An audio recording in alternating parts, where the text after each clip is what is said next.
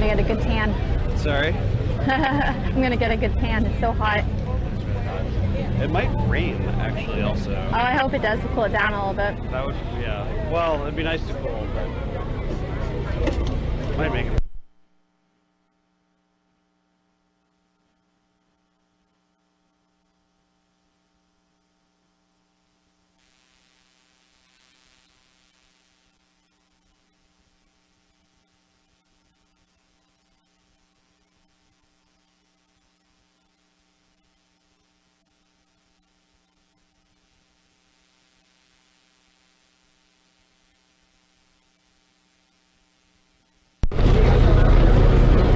This thing's gonna get too hot.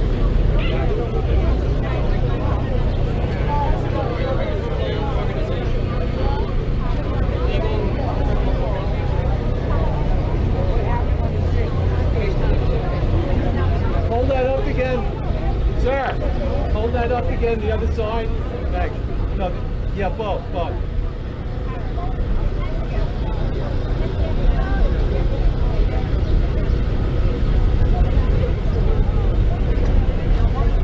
You're gonna be live on your YouTube channel, right? I'm live. On YouTube? Right now. I just told him to go there.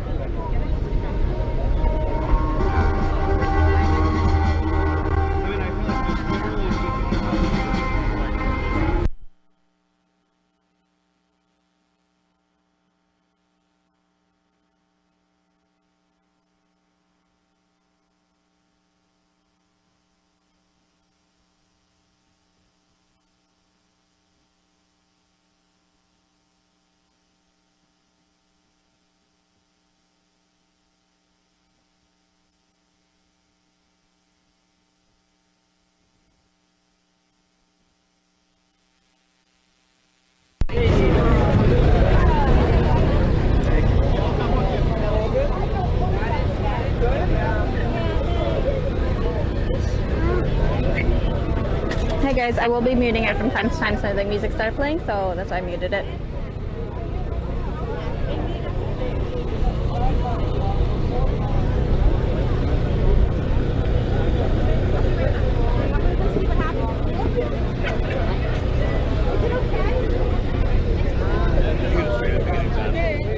Are you planning to stream at the beginning? No, just video. I'm mostly doing like documentary thing right now. Ooh. Gotcha. What is your subject matter of focus? Veterans? Yes, veterans and like fighting America. Huh, that's really interesting. Ah, gotcha. But I'm also myself. Were you at Gen 6? Oh. Which side? Yeah. You're right there. Which side? Hey guys, the crowd's still gathering. There's actually a lot of convening events for this weekend. It's Pride Week here, or Pride Month in New York, and there's also events going on in Long Island and I think Albany.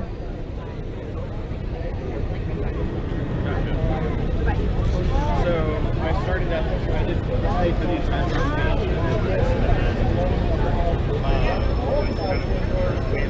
so some people like already started like stuff like yeah.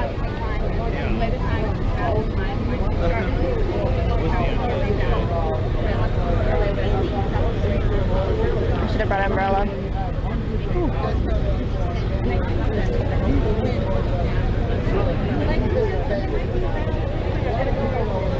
Yeah, right.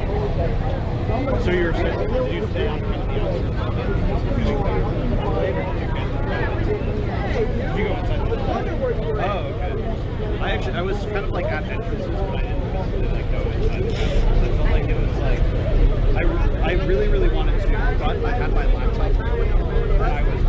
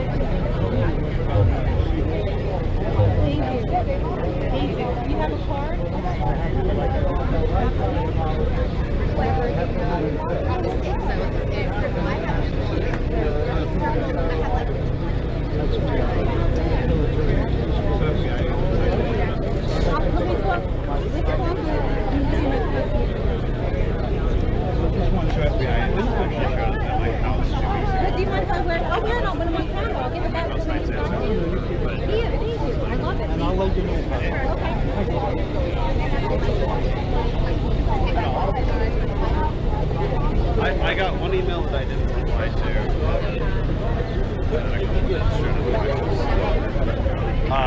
It's because I got the shot of the keepers entering. Like, I think that's been like their main, like, because that's one of their top like targets. Like, yeah, they should. I mean, we'll see. They like the DOJ like supposedly like Google sent me a notification that they like subpoenaed Google for my like information from your Google account.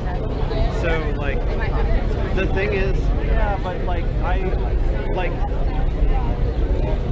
my actual footage is like not like what's attached to my YouTube account is that I've uploaded videos to YouTube which are like edited or whatever.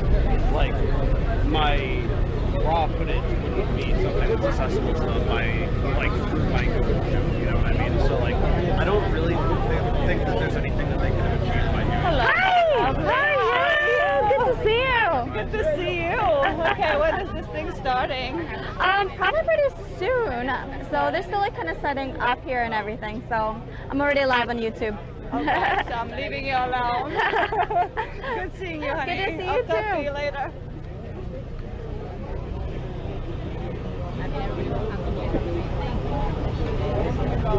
Yeah.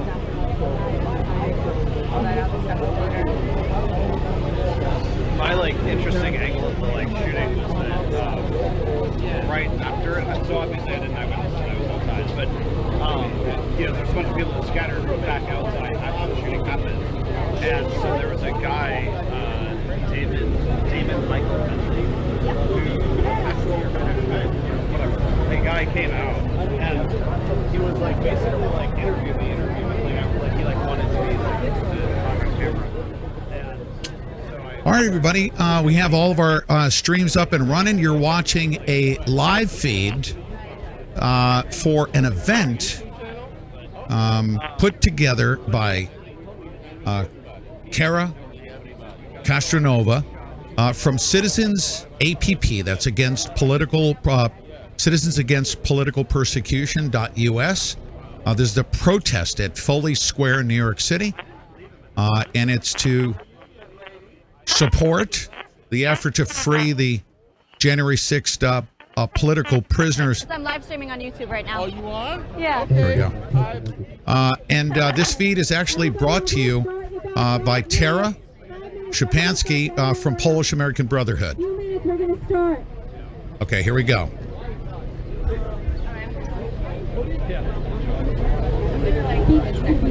yeah, come whenever you want. That's Twitter at AI _Charity. JARED. Great. Here, can I hold your pen, Jared? Thank you. Can I get thankfully? Absolutely. Thank you so much. I'll be keeping you guys busy. Okay, speakers will be coming up. There's several of them lined up, and it looks like they're going to be kicking this off here momentarily. You won't mind if I get your info? Sure. Great. Thank you so very much. You bet. Are you with the group or are you a candidate or something? Do I look like a candidate? I don't know. I'm a campaign manager. Campaign manager. Okay, Yeah. working for candidates. Yeah, working for a candidate. Hello. Yes, sir. Hello. Yeah. What's up? Hello. No, I don't have a minute. What's up? Oh, what answer do you need? I'm sorry. Oh, yeah. I'll send it to you for the box. Everybody gather around. We're going to start in about 3 minutes. We're going to have somebody sing the Star Spangled Banner. Here you are, sir. So Thank everybody you gather. so very much. I will be in touch. I'm trying to see how we can get my candidate into all. Get him in front of there. Who are you representing? Derek Gibson. Yeah. Oh, I met him a couple of weeks ago. Yeah. Really cool guy. Yes.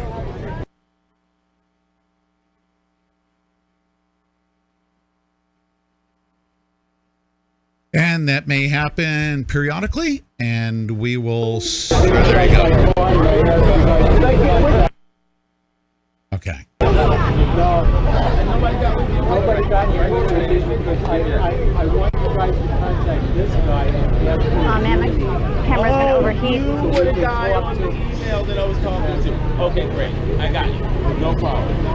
back and forth a couple times. Got you covered. Thank you so very much. Derek? Too much feedback. Hello.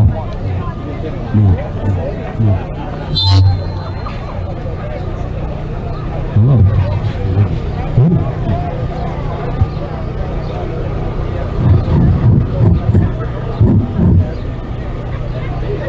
Good? That's better.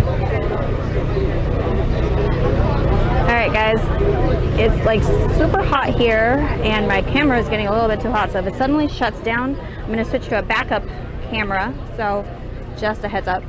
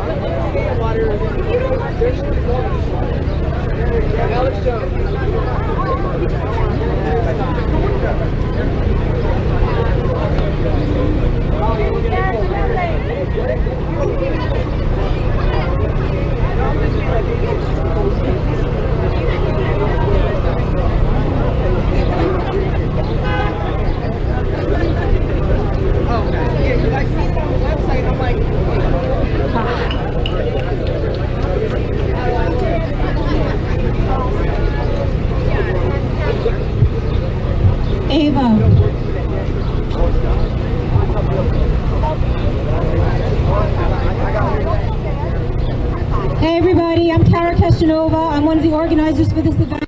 The name of the group that organized this event is Citizens Against Political Persecution, which is everybody here, all the citizens that are against political persecution, and specifically pertaining today to the prisoners that are being held in Washington, D.C., the detainees that were protesting.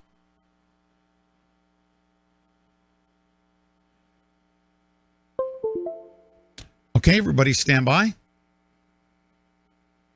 Stand by, stand by, stand by. Why is the feed dropping out right now? Let me just go ahead and rewind here. Not rewind, refresh. We'll refresh the feed. And let's see what we got. Internal temp. Too high. All right. Allowing it to cool.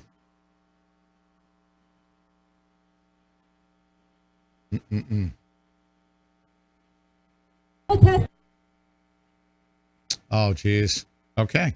Carl Sankenbeck, get some shade on the camera. Oh, my Put goodness. a white towel over it. Nice. Thank you, YouTube, for your German version of the chat. Let's see what we got. Polish American Brotherhood. That's, oh, my goodness. You got to be kidding me. Please don't tell me it's going to chop out like this. That would be terrible. We will figure it out here momentarily.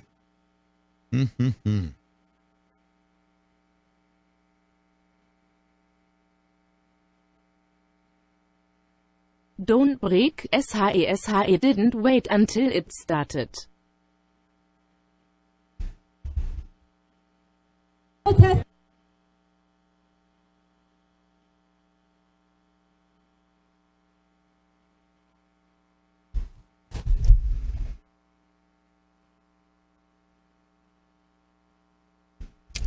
All right. We will. Don't break. Next time maybe start a notification that a live will be starting in 30 minutes. Jeez, oh, Louisa. Don't even tell me. That would be awful.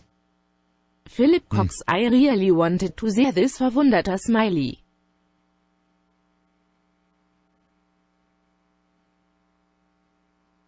All right, got a backup option here. Let's see.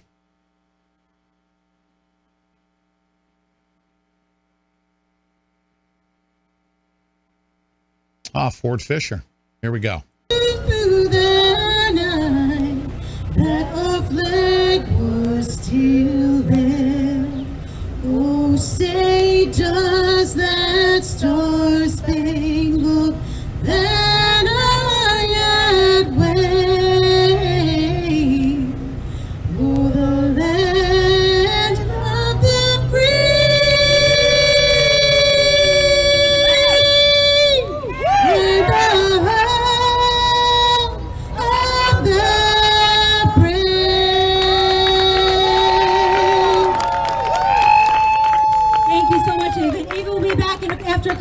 she's going to sing God Bless America. In the meantime, we're going to do the Pledge of Allegiance, respect the flag.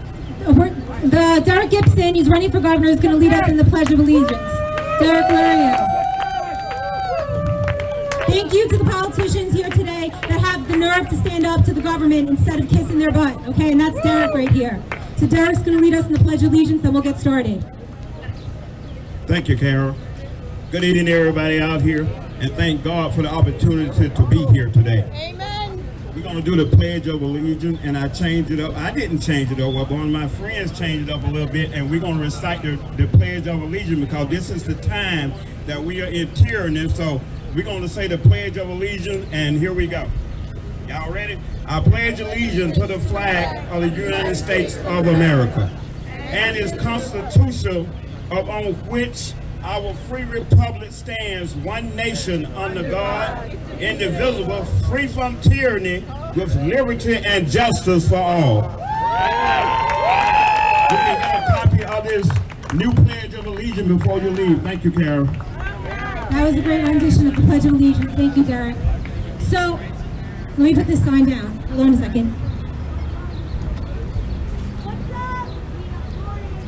So as all of you here know today, you're very aware, and we have to get this out to the public more, there are men and women whose constitutional rights have been defiled. They are being held without bail. They are being held in DC jail right now. Some of them have been in there since January 6th, in solitary confinement, 23 and a half hours a day, tortured by the United States government. A good majority of these guys are veterans of foreign wars, decorated veterans, and this is what the federal government does to them, disrespects them and throws them in prison before they were even convicted of a crime. Terrible. It's terrible, and we need to let them go. That's the chant for today. Let them go! Let them go! Let them go! Let them go! Let them go! Let them go! Let them go! Let them go! Protesters are not terrorists. They're trying to paint these guys as terrorists. The media has gone out of their way to demonize these guys. The politicians don't have the backbone to stand up, and that includes a lot of Republicans who are pathetic to stand up for these people. It is not okay to treat American citizens like terrorists. Who's next? As I'm sure you're all aware of the poem by the Lutheran priest from World War II. First they came for the socialists, then they came for the trade unionists. I didn't say anything because I wasn't a socialist or a trade unionist. Then they came for the Jews. I didn't say anything because I wasn't a Jew. Then they came for me, and there was nobody left to stand up for me. And that applies today. If we let them get away with railroading these guys, then who is next? What group is next that disagrees with the government and that opposes their policies? Joe Biden called the protesters from January 6th domestic terrorists. So did Nancy Pelosi. So boo to Nancy Pelosi and Joe Biden for speaking so ill of American citizens. There were over 1 million people there that day on January 6th in Washington, D.C. I was one of them. And you're going to call 1 million people domestic terrorists? Joe Biden, you are a traitor for saying that. He is a traitor. Nancy Pelosi is trying to push through a special select committee for the January 6th fake insurrection. She has no right to be doing so because Nancy Pelosi, as everyone knows, has some involvement. She told the National Guard to stand down. She thought it would look bad optically. So she is biased and she should not be calling for any committee. Lock her up. She is the one that belongs in prison, not American patriots, not veterans of war. We are furious, Nancy Pelosi. Lock her up. Lock her up. Lock her up. Lock her up. Lock her up. Lock her up. That's why she wants control of this commission, so that she can hide any evidence. And a lot of evidence, as you all know, has been coming to the surface about what really happened that day. We actually have a speaker here today who will talk on that. Bob Powell, he's a journalist. And he actually was there that day, and he got a lot of video that the FBI is completely ignoring because it shows that there was infiltration that day. He's coming up next. I'm going to announce the first speaker, and that is Mark. Mark, you're first. This is my friend Mark. He's a politician, but I consider him more of a friend. He was with me. He has a special place in my heart. Anybody that was there January 6th knows that the person that was by your side, it's almost like you went to war together, right? Now, it wasn't a war, but the things that we witnessed together is something that I can't even, you just had to be there. And you had to be there to understand that it was not an insurrection. It could have been any one of us, anybody that was there that day, that was unlucky enough to be standing by the doors when police were letting people through. Any one of us would have walked in, and then right now we would be arrested and detained and politically persecuted. So that could have been any one of us. It could have been me or Mark. But we were lucky because we were so close to Trump by the time we got to the Capitol, everything had already happened. So Mark is running for City Council. What district? District 47 in Brooklyn, South Brooklyn, but he's not here to talk about politics today. He's here to speak out against political persecution. So everybody put your hands together for Mark. Thank you, everyone. Say her name, right? That's the saying when somebody dies by the police department. Say her name, say his name. Well, her name in this case is Ashley Babbitt, okay? And she was not a career criminal. She was a veteran that served this country and died on the hands of law enforcement, okay? Now, if this was a Black Lives Matter protest, we would still be having riots in the street. But in this case, it's an open shut case. Nobody cares about it. Nobody's saying her name. Nobody's talking about her, okay? If any of you that watched the video, there was not a need for deadly force. She was climbing through an opening. He could have pushed her back with one hand instead of shooting. He could have fired a warning shot, but nobody seems to care. They're treating all of the protesters that were there on January 6th as if they were domestic terrorists. This is completely ridiculous. They're still holding prisoners that did nothing wrong, did nothing violent. And we are out here to say that we're not going to forget about Ashley Babbitt. We're not going to forget about the people that are sitting in prison right now because it is completely unacceptable. It is called cruel and unusual punishment and is unconstitutional, and we are not going to stand for it. Let them go! Let them go! Let them go! Let them go! Let them go! Let them go! Let them go! Let them go! Now, there's a lot of misconceptions about what exactly happened on January 6th. Myself and Cara were a few rows away from Trump. Luckily, we got right in the front there. I heard every word that the president said, and there was nothing that remotely incited a riot, okay? The next thing that was on the schedule was an actual peaceful protest in front of Capitol Hill. It wasn't because of Trump or anything like that. It was on the schedule. Everyone knew about it days in advance. You had different speakers that were supposed to be there. Fog City Midge was one of them. We were there to stop the steal. I was also there about a month prior during the Supreme Court. There were maybe 2 police officers with barricades and hundreds of thousands of us. We didn't raid the Supreme Court and try to say, you need to vote this way. That's not what we do. We were there peacefully protesting. They had people that were led in by the police department. They make it seem like what we did was we charged the police and ran them over and demanded violence and demanded justice. That's not what happened. We were there peacefully protesting. Myself and Cara got tear gassed, and we weren't even near the door. They tear gassed everyone with no warning. No one got on a loudspeaker and said, hey, everyone leave or we're going to tear gas you. Nothing. They shot out tear gas on regular peaceful protesters. Okay, this is unacceptable.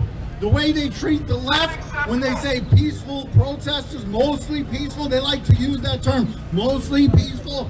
Well, guess what? This was mostly peaceful, and the prisoners that were peacefully protesting are locked up, and we're not going to stand for it. I'm not going to stand for it. The other people here, each and every single one of you, want to let them go. So that's exactly what we're here for today. Let them go. Let them go. Let them go. Let them go. Let them go. Let them go. Now in closing, as Cara mentioned, I am running for office in South Brooklyn. This is not about my campaign. If you want to follow me, my social media is Mark, the number 4, NY. My name is Mark Shushkevich. It's the name with all the Z's in it, but I won't sleep on the job like other politicians do. Now, the reason why I'm doing it, it's great to be a social media warrior. It's great to protest. But running for office is the most effective, peaceful way to get things done. So that's why I'm doing it. I was wearing I'm normally in a suit. I was wearing something similar to this on January 6th, patriotic gear. And people are afraid of that, apparently. Apparently me wearing the American flag is a sign of terror in some delusional people's mind. Well, the American flag stands for freedom. And that's what I believe in. And that's what I'm going to fight for until the day I die.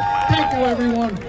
Thank you, Mark. And like Mark said, it's regular people that need to be running for office right now because the politicians are completely fake, and I'm calling them out. They're phony. I've contacted so many politicians, Republicans and Democrats. None of them wanted to touch this because it's too, quote-unquote, dirty a subject. We want to keep our hands off January 6th. It might be bad for our image. You're disgusting, Republicans and Democrats, for not standing up for human rights. Okay, the people, it's up to us to stand up to the government, the federal government, and say this is enough. Your local politicians need to be contacted, and that you need to set a fire into them. Everybody should be contacting their local and national representatives, and we will have a letter up on the website this week that you could send to them, telling them that this is unacceptable and they need to fight for us. They need to fight for Americans. They need to fight for these guys in D.C., because if it could happen to them, who is next?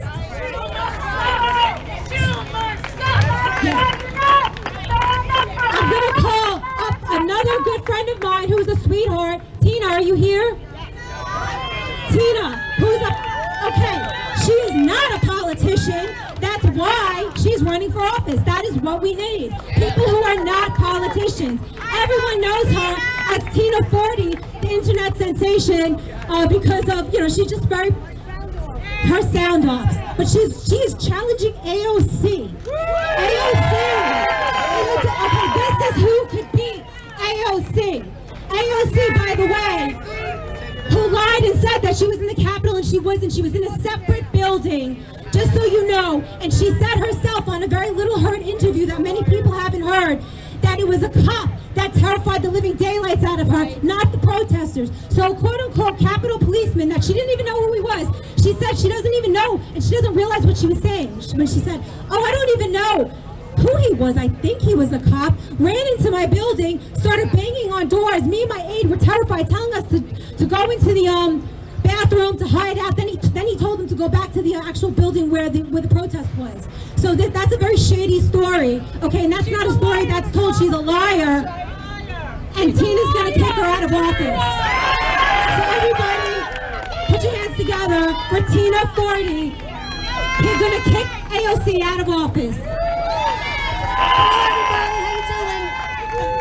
I came with a clipboard because I'm not used to this, but honestly, I have to be myself, because that's just who I am. So, yes, I was there on January 6th. I was in front of the Lincoln Memorial with a giant 50 by 75 Nancy Pelosi flag ripping up the Constitution, because that's what's going on right now in our country. These politicians, these commie politicians on the left, they're ripping out constitutions. They're pulling our rights away one by one. Look at Ashley Babbitt. I believe that was on Nancy Pelosi and Mayor Bowser, okay? For not accepting the 10,000 troops that Trump wanted there that day. And then they want to turn us into the bad people. That's not going to happen. See me? That's why I'm running. I'm running because I want to correct all this that's going on right now in our country and in District 14.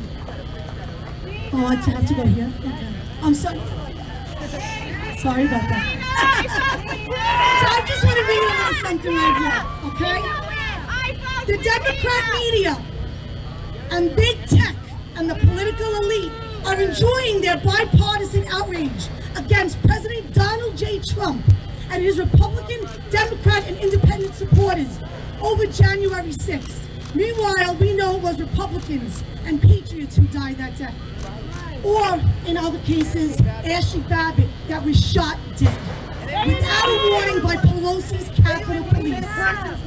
After letting D.C. burn for weeks, in Black Lives Matter peaceful protests that killed a federal officer and terrorized the city's people.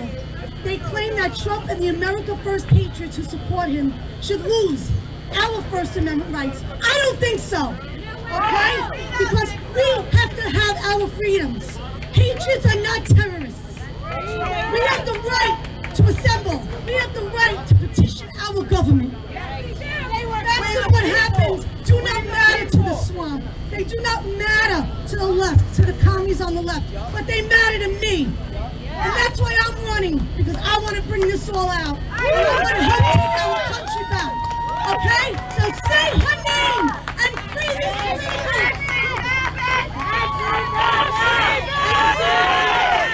Free these political prisoners now. They need to be free now. We need our freedom of speech back. We need our country back.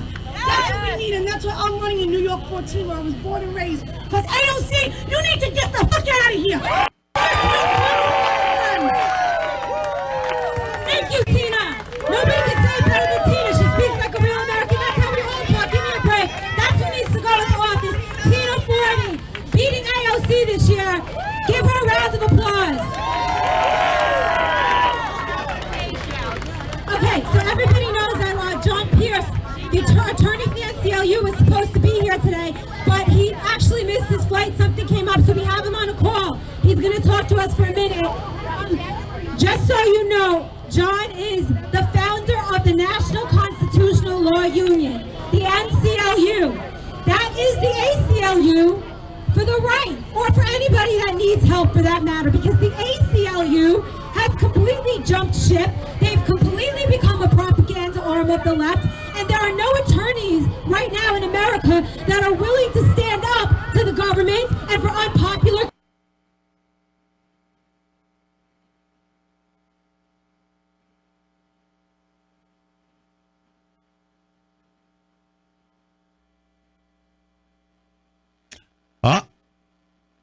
Frozen up. Everybody stand by. Let me just refresh.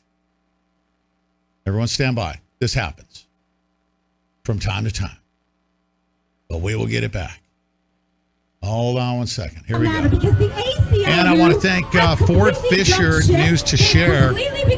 Great backup to. And there are no attorneys right now in America that are willing to stand up to the government and for unpopular. What is going on with the feed there in New York City?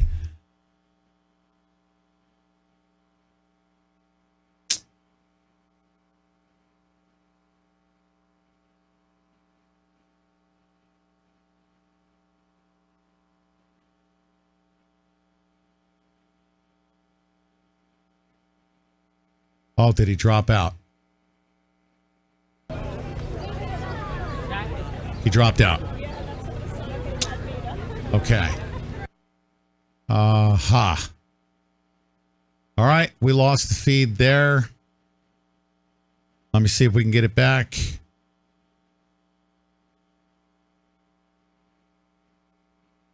News to share, news to share, news to share. Let's see.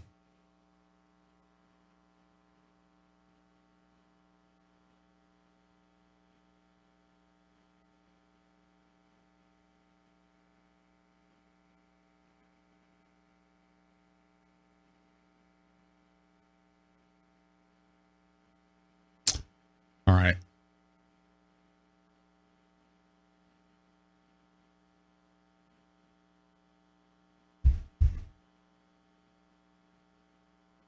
Let's see if we got Tara's. Donate as much as you can to the NCLU. That is the National Constitutional Law Union. The NCLU is like the ACLU for the rest of us. It is the organization I founded a few weeks ago that is spreading like wildfire and that is helping to fund the litigation costs and fees of these January 6th cases. It is so important we raise money for this. Please donate as early and as often as you can at www.nclu.com and help spread the word to friends and family. We simply cannot do this without your help. And by the way, the NCLU does not simply support the January 6th cases. We are losing our God-given freedoms every day. We are losing our Constitution. And that is what the NCLU is here for, to help save the Constitution. We are losing our First Amendment due to cancel culture and big tech. We are losing our Second Amendment as every level of government seems to attack that sacred right every day. We are losing our Fourth Amendment as a surveillance state seems to be what we live in these days. And the notion of innocent until proven guilty has been turned on its head, and it now seems to be guilty until proven innocent. The military seems to have become as woke as Antifa. The federal government has completely outgrown its proper size and scope under the Constitution, and on and on and on and on. All right, everyone, you're hearing from John Pierce. He's right now the lead attorney on the January 6 cases, and he's the founder of NCLU. My clients who are detained as we meet here today, Chris Worrell, Ryan Samsel, James McGrew, and others. Stay strong, gentlemen. We are never leaving your side. Finally, I want to give a special shout out to Matt Brainard and his organization Look Ahead America. They're the ones that got this momentum rolling last weekend at the rally we had, along with Cara and others, in front of the Department of Justice. Matt is a warrior, and we all need to support Look Ahead America. And of course, we need to support Cara's great group, Citizens Against Political Persecution. As you see, Cara is a dynamo, to say the least. Thank you all so much. God bless you, and God bless our fellow citizens who are in prison tonight while awaiting their day in court. That's right. Thank you, John.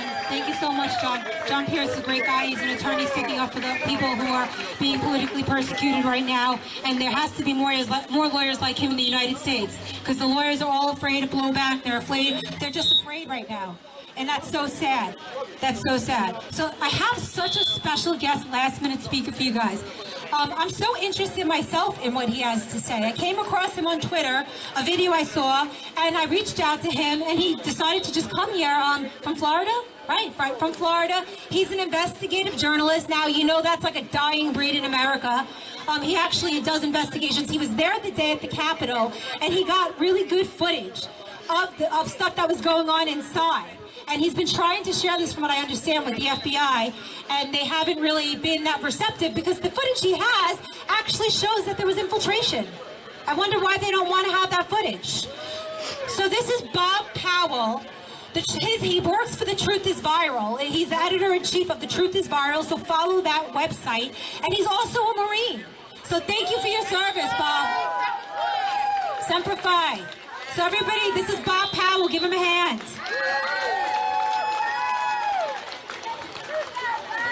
Okay, these guys have fired you up, right? I'm here to piss you off. My name is Bob Powell, and I was invited to speak here today because I have proof that there was indeed an insurrection at the U.S. Capitol on January 6, 2021. But that insurrection was not carried out by supporters of President Trump. I am in possession of video and documentary evidence which proves that Nancy Pelosi engaged in a seditious conspiracy with the Capitol Police and the FBI to attack this nation. Nancy Pelosi, in her official capacity as Speaker of the United States House of Representatives, refused an offer from President Trump to deploy National Guard in the Capitol on January 6th because she knew that if he did, her plan would fail. I recorded a formation of 8 Capitol Hill police officers leaving a broken window undefended, with a mob beating the doors down 30 feet away after receiving orders to displace by a voice on the radio. This allowed a man that I have identified as an undercover FBI agent to rip the broken window from its frame and urge protesters to go inside. Ladies and gentlemen, I am a United States Marine. The oath that I swore to protect this nation from all enemies, foreign and domestic, has no expiration date. I don't care if you're wearing a Trump hat or carrying an American flag. Nobody was going in that window as long as I was standing there, and nobody did. Now, 10 minutes later, I captured video of another FBI agent who was literally pushing people through the doors at the east entrance of the Capitol. I gave the FBI 29 minutes of high-definition footage on January 15th. To date, this moment, not a single frame of that video, not one still photograph of either of these men has appeared on the FBI's website where they ask for help identifying those who were at the Capitol that day. The FBI has not uploaded a single second of my footage to their YouTube channel, nor have they posted any images of these men on their Facebook page. They're posting all kinds of fuzzy images of people milling around outside the Capitol, but they have chosen not to publish any of the HD images and video that I recorded. Whoever these two men are, they have not been arrested because I have personally checked over 450 indictments. The FBI is not looking for them, nor are they asking the public for help in finding them. I have emailed the FBI multiple times, volunteering to come in for an interview, yet I've heard nothing but crickets. An email officially requesting comment on the following questions was sent to their media office in May, and it has not been returned. Number one, who gave the order to that squad of 8 Capitol Hill police officers to leave that window undefended? Number two, who were the two men who acted calmly with military bearing as if they were carrying out orders, who pulled that window from the frame and tried to push me and others inside the Capitol building? Number three, I provided the FBI with 29 minutes of high-definition video, yet no images of these two men are anywhere to be found. The FBI has not arrested them, does not appear to be looking for them, and is not looking for input from the public to ascertain their identities. This is a fact. My viewers and I would really like to know why. I would like everybody to take note of the fact that I am not in FBI custody. The Federal Bureau of Insurrection is scared to death to take my footage and put it in front of a judge to seek a warrant for my arrest, because they know it will expose their plot. Now, I'm standing here today telling you God's truth, speaking in the name of and with the authority of our Lord and Savior, Jesus Christ, because I am telling you the truth. Give Lord and Lord. It was the FBI and not Trump supporters who led the insurrection at the Capitol on January 6th. And it breaks my heart to say that, because I grew up respecting the FBI. I cut my teeth on shows like the FBI and Elliot Ness and whatnot. But I think Elliot Ness may have been the last FBI agent to have any honor. I remember Ruby Ridge, where a highly trained FBI sniper, Lon Horiuchi, shot Vicki Weaver, an innocent, unarmed woman who was holding a baby in her arms, right in the face. Folks, I'm here to tell you that second to Marine snipers, HRT snipers are the best in the world, and they always hit what they're aiming at. So there is no doubt in my mind that Horiuchi knew exactly what he was doing. The federal government was forced to pay $3 million to Vicki Weaver's family as a result of that illegal shoot, but was Horiuchi punished? No, not at all. In fact, he was sent to Waco, where congressional testimony shows that he was in a sniper's nest taking shots at Branch Davidians as they were fleeing their burning building. Lon Horiuchi's never been punished for that either. I remember watching as the FBI and Oregon State troopers led the Bundys into an ambush as they were going to speak with the sheriff of a neighboring county. They could have been arrested at that meeting, but instead they set up a dead man's roadblock, which I want to point out is against policy for both FBI and the Oregon State Patrol. When the truck that Lavoy Finicum was driving embedded itself in a snowbank, FBI sniper Joseph Astorita took a shot through the roof so that he could hit Ammon Bundy in the back of the head. Luckily, Ammon Bundy was laying on the floor of the truck at the time, or it would have gone right through his skull. When Lavoy Finicum exited that vehicle with his hands in the air, he was shot in the back and fell wounded in the snow, where he remained for hours until he died. Astoria attempted to cover up his crime, but he was arrested and charged and sent to trial. Unfortunately, he was not found guilty. I wonder why. But guess who else was not convicted during the Bundy trials? The Bundys. And my brother, Peter T. Santilli, who's streaming this live right now, for telling the truth about what was really happening at the Malheur National Wildlife Reserve and the siege at the Bundy Ranch. An FBI agent fabricated a Form 302. That is an FBI agent's handwritten account of an interview. The only problem is that interview never took place. An FBI agent fabricated evidence to arrest an American citizen for a crime he did not commit. And my brother, Peter C.T. Santilli, spent 619 days in federal custody, denied the possibility of bail based on a lie cooked up by a federal agent. Was that federal agent ever punished? No, he was not. During President Trump's term in office, FBI agents falsified evidence in order to secure FISA warrants to launch their fake Trump-Russia investigation. They lied to the court.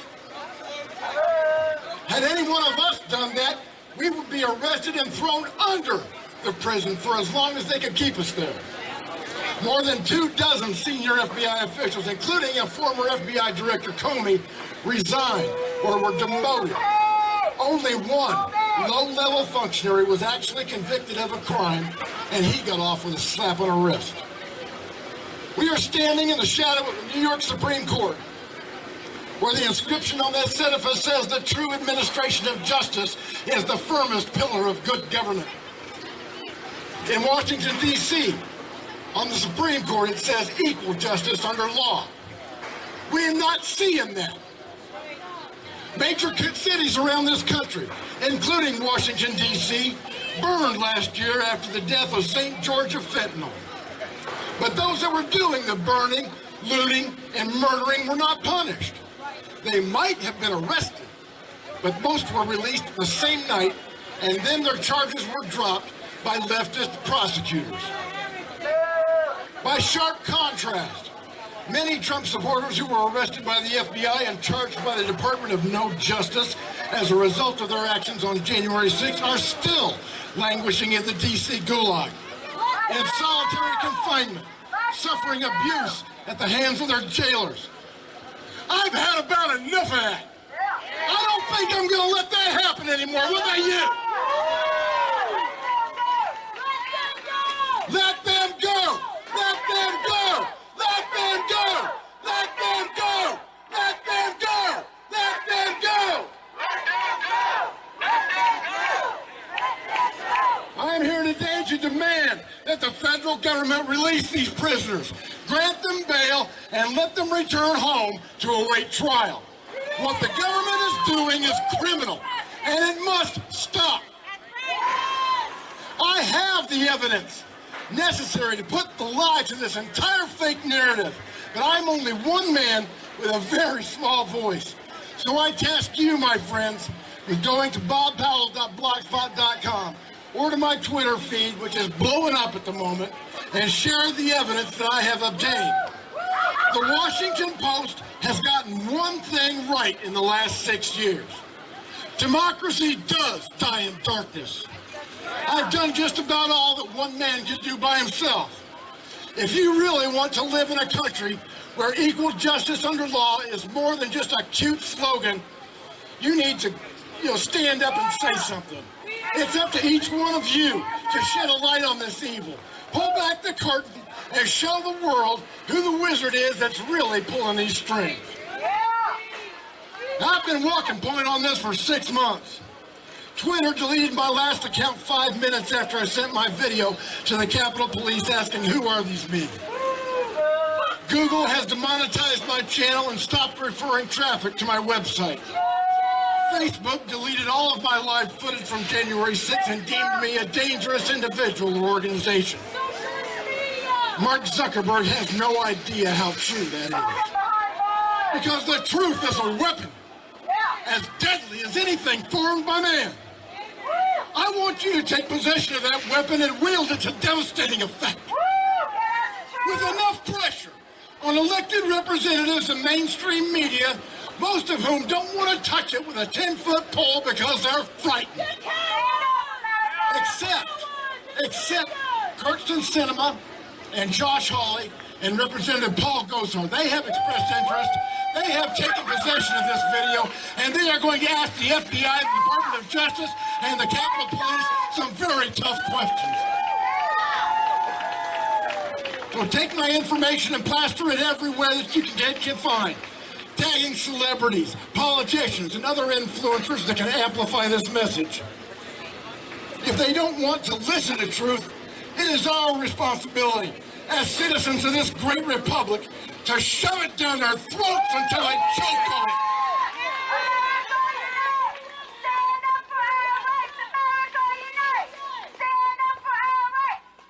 Amen. And if you don't mind, I could use a little help too. Fighting tyranny is a little expensive, and I'm doing it on my Social Security alone. So please go to bobpowell.blogspot.com or link in the bottom of the stream below and donate whatever won't put you out towards my mission of saving lives and winning souls for Jesus Christ. Can you hold this for me for just a second?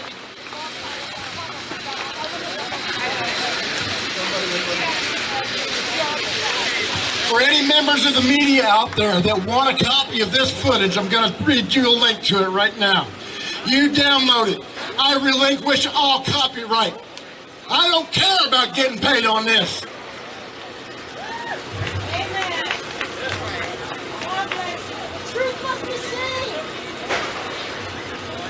Okay, so here we go. Any attorneys or member of the media who want a copy of this video, text NCLU to 74121, and we will send you the link to download the file.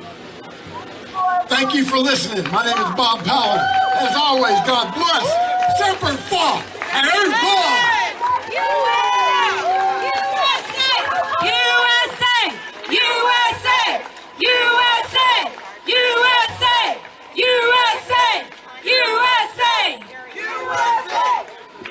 Thank you so much, Bob. Everybody follow Bob. He's a real investigative journalist. Like I said, far and few in between in America right now. We need more of them. They're real patriots. So next we have another brief call, and I want to tell you about a specific case. This is the best friend. This is the first person I reached out to. So somebody sent me a story that there was a gentleman in D.C. that had cancer, and he was locked up in... Not yet, right.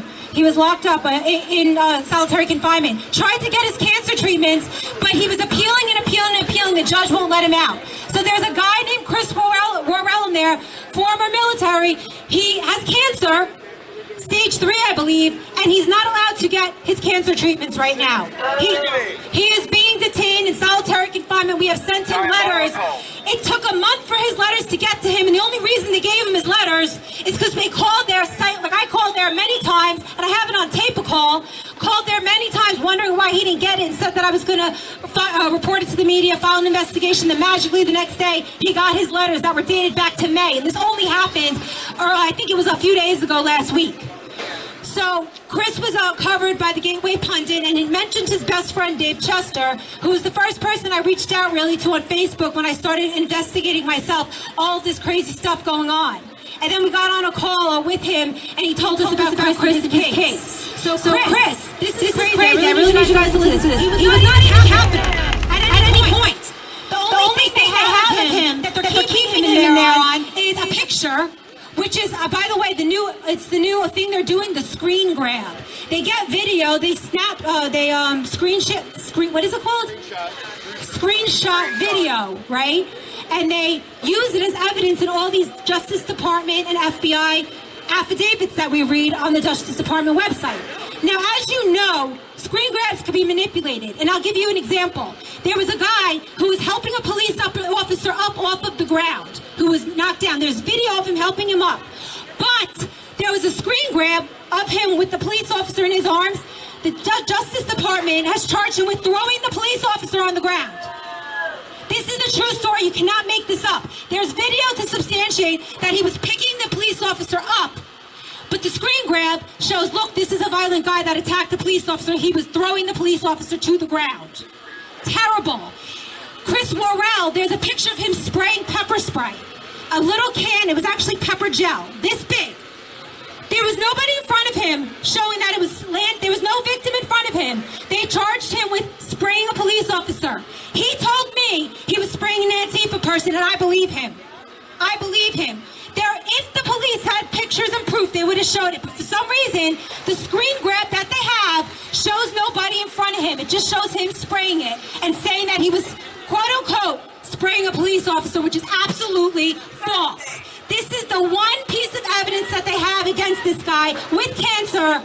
They have had him in there for months in solitary confinement. He caught COVID. He fell and hit his head because he's so sick.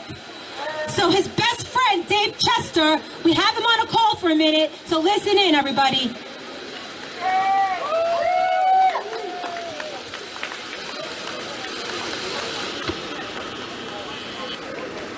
Thank you, Cara. Thank you so much, Randy. Thank you, everybody there listening to all of these wonderful people talking. And John Pierce, thank you so much for representing these patriots.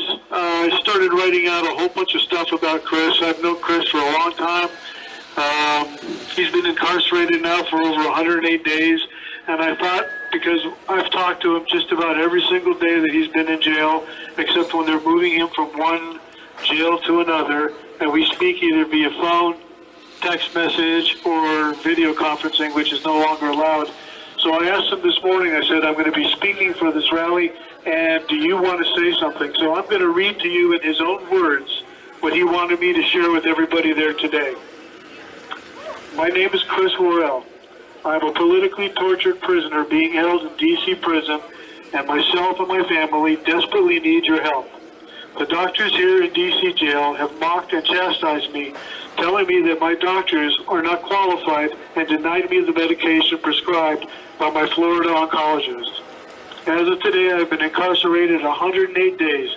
I spent my birthday last night in jail by myself with no treatment for lymphoma. We're also being held in solitary confinement conditions, and the food has absolutely no nutritional value, and we eat on the floor. While being moved across the country from jail to jail, I also came down with COVID, further endangering my life as I have an immune-deficient cancer. Add to the unnecessary stress and mental anguish, and they basically sentenced me to a death sentence, or at least a very life not worth living, as I will be medically incapacitated. I have a beautiful wife, an awesome 15-year-old son that I am afraid I will never see again. They are also suffering and unnecessarily at the hands of our government. It is clear that my constitutional rights have no meaning. On March 12th, I was granted a pretrial release, only to have it revoked within minutes by the chief judge of D.C. After 7 court hearings with my lawyer, John Pierce, I have continually been denied release, while our system dismisses cases for those who burn down our cities and police stations. There's obviously a politically biased justice system that is ignoring our constitutional and due process. Please help me and my fellow patriots. My life truly depends on it. We are patriots through and through. We sing the national anthem every night at 9 p.m. Eastern and welcome you to stand with us every night and sing loud and proud as we enter wherever you are. God bless you in the USA and every one of you fighting for us. Uhuru. My cash app is $, capital KAZUM DGC. If you could please donate any funds to his wife and his legal site, we would be greatly appreciated. Cara and everybody there, thank you so much. God bless you. God bless America. Yeah.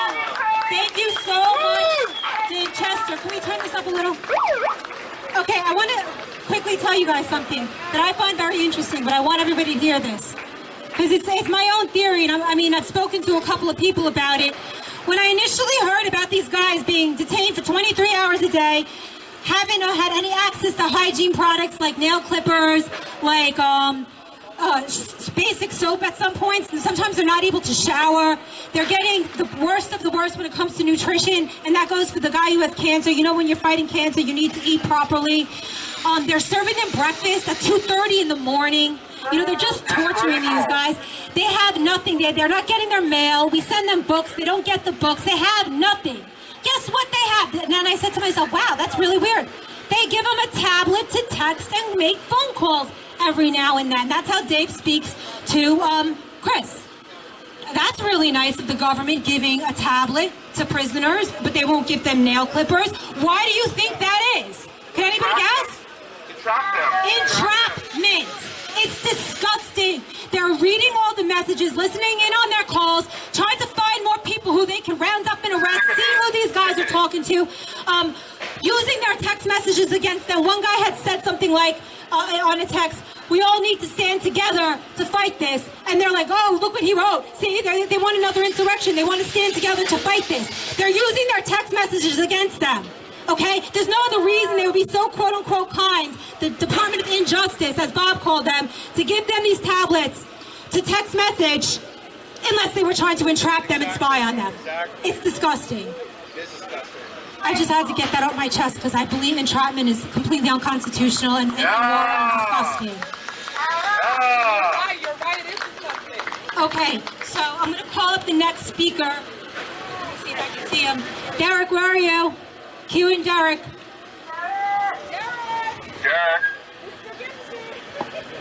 Gibson. He's coming. So where's Derek? All right, in the meantime. He's coming. All right, Derek is coming. Then we're going to have one. We have somebody who was persecuted coming on after that. So we have a couple more speakers. Our last speaker is going to be the professor, who I'm sure you want to stay here to listen to. Professor Miller from NYU, everybody. New speaker on the circuit. NYU tried to fire this guy for teaching students to question the media and to fact check science. They tried to fire him. His colleagues put a letter together to fire him, and the students were like calling for his firing, and he's fighting that. But he's coming on next. So in the meantime, this is Derek Gibson. He's running for New York State Governor. Kick Cuomo out and get normal people like Derek in office. I really believe that. Any politician that's here today are people first. Tina, Mark, and Derek.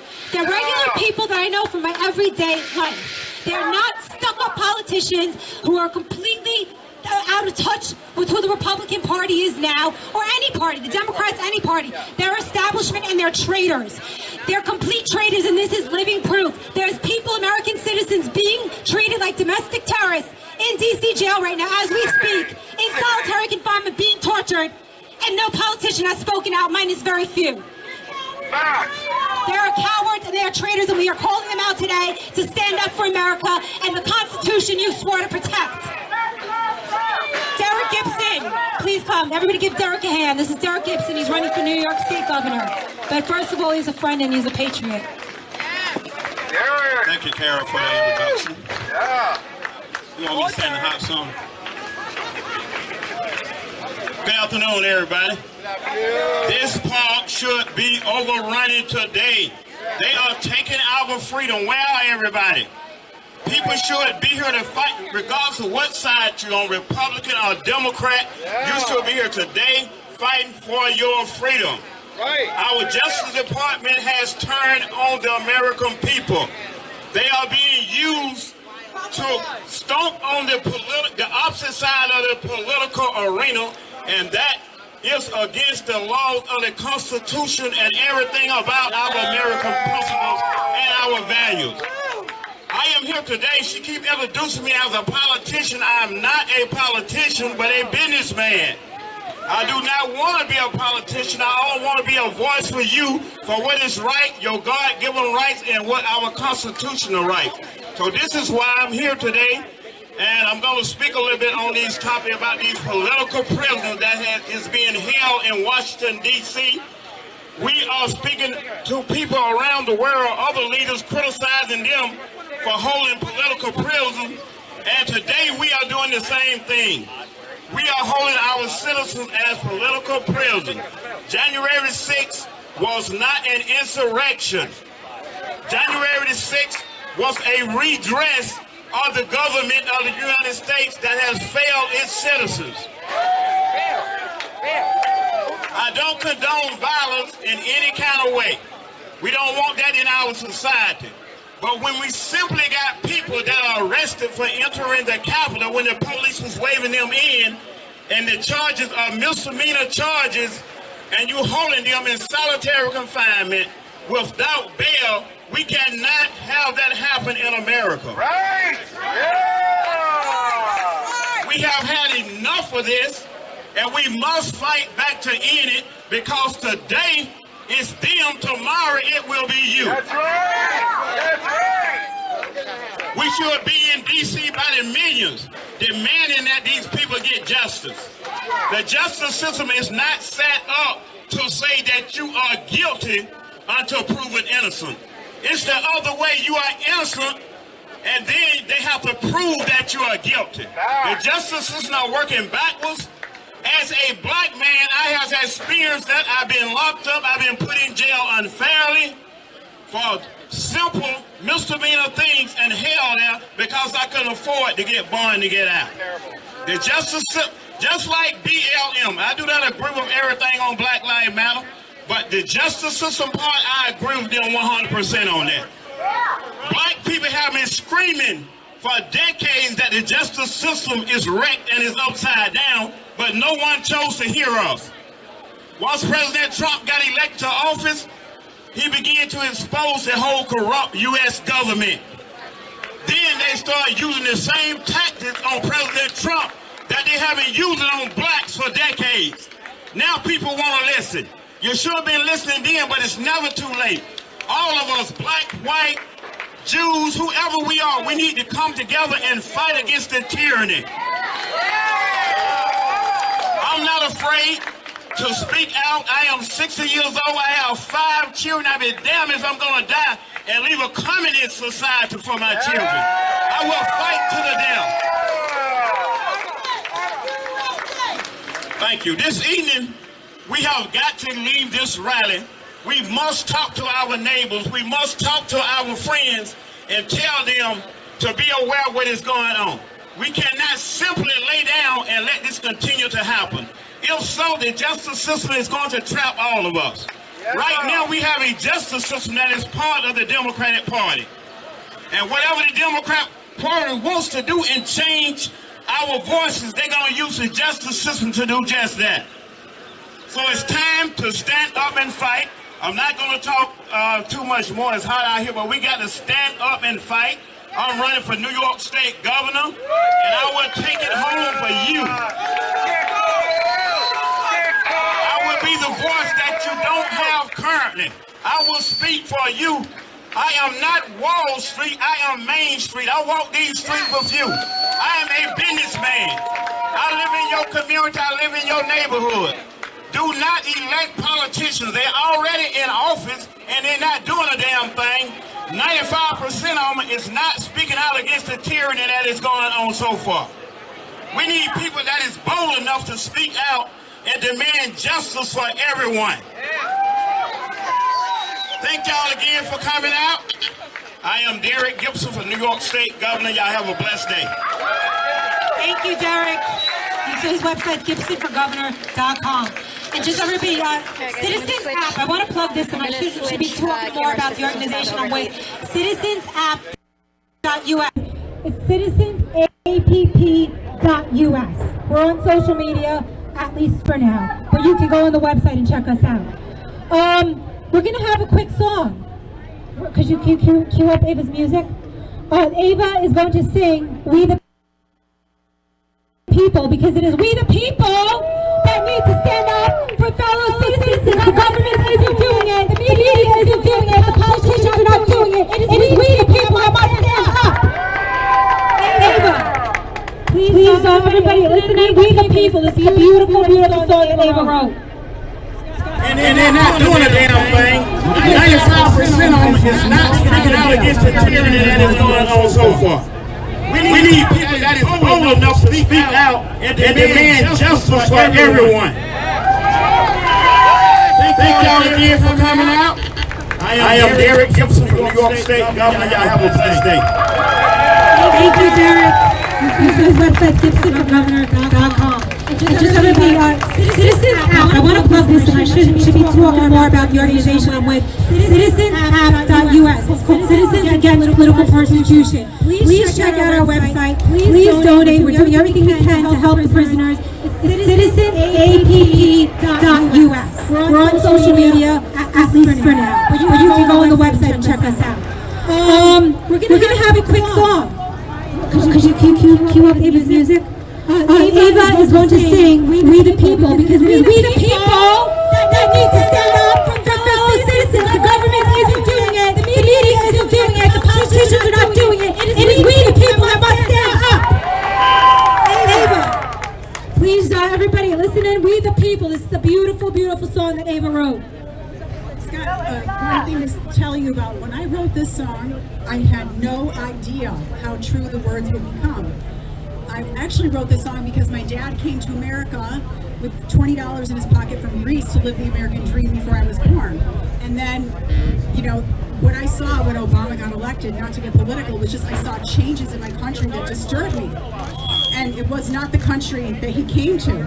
And so basically, if not us, who? If not now, when? Ronald Reagan said freedom is never more than one generation away from extinction.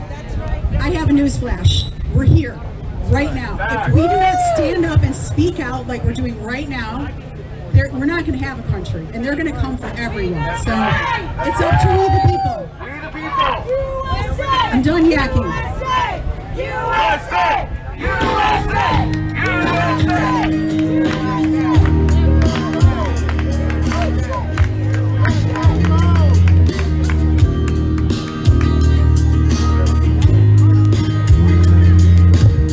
You're gonna have to restart it, sorry.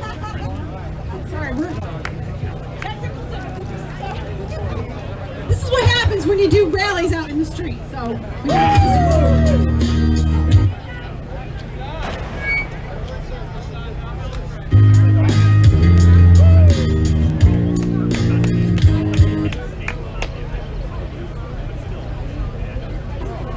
This is where we should have a comedian, and it's not me.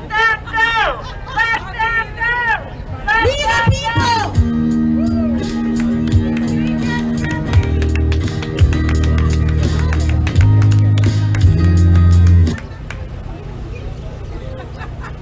That's where songs start, at the beginning, not like in the middle. Just hit the restart button. We're not professional, professional concert people here. I know, but this is new to us. Playing music, upgrade with Ava. You just have to you guys just restart it. Hey. No, this is a Free the Prisoners rally. I'm sure you believe in freeing the prisoners. Seriously, we respect you. I've said it a million times to Black Lives Matter. Right now, the government is persecuting people on the right. It's only a matter of time before it swings left, the pendulum swings and they're not needed anymore.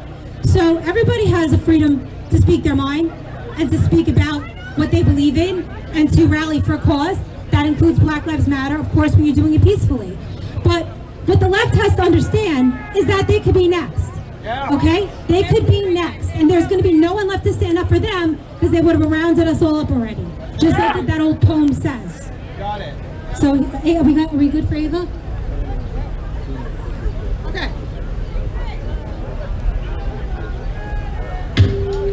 Here we go. For real this time.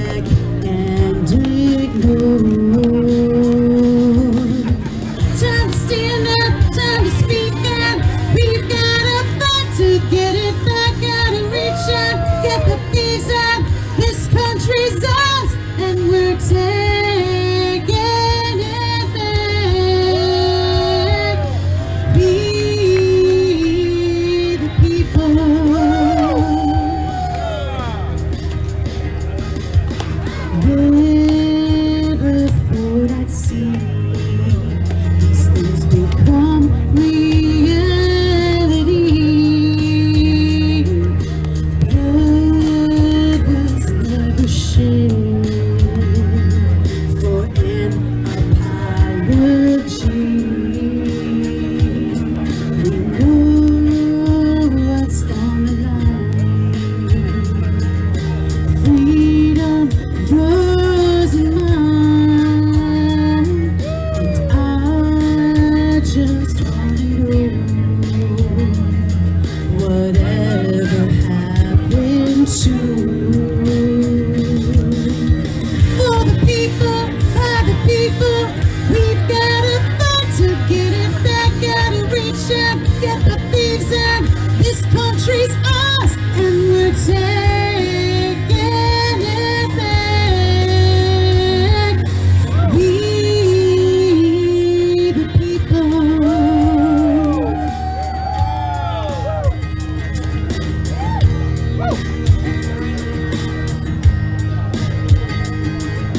Doesn't anybody notice? Am I the only one who sees the things that they've been doing are not good for you and me?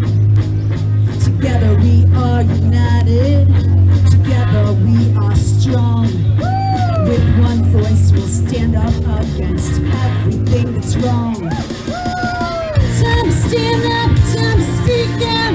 We've gotta fight to get it back. Gotta reach out, get the thieves out. This country's ours, and we're taking it. We the people. For the people, by the people. We've gotta fight to get it back. Gotta reach out, get the thieves out. This country's ours, and we're taking it back. We the people. Time to stand up, time to speak out. We've gotta fight to get it back. This country's ours, and we're taking it back. We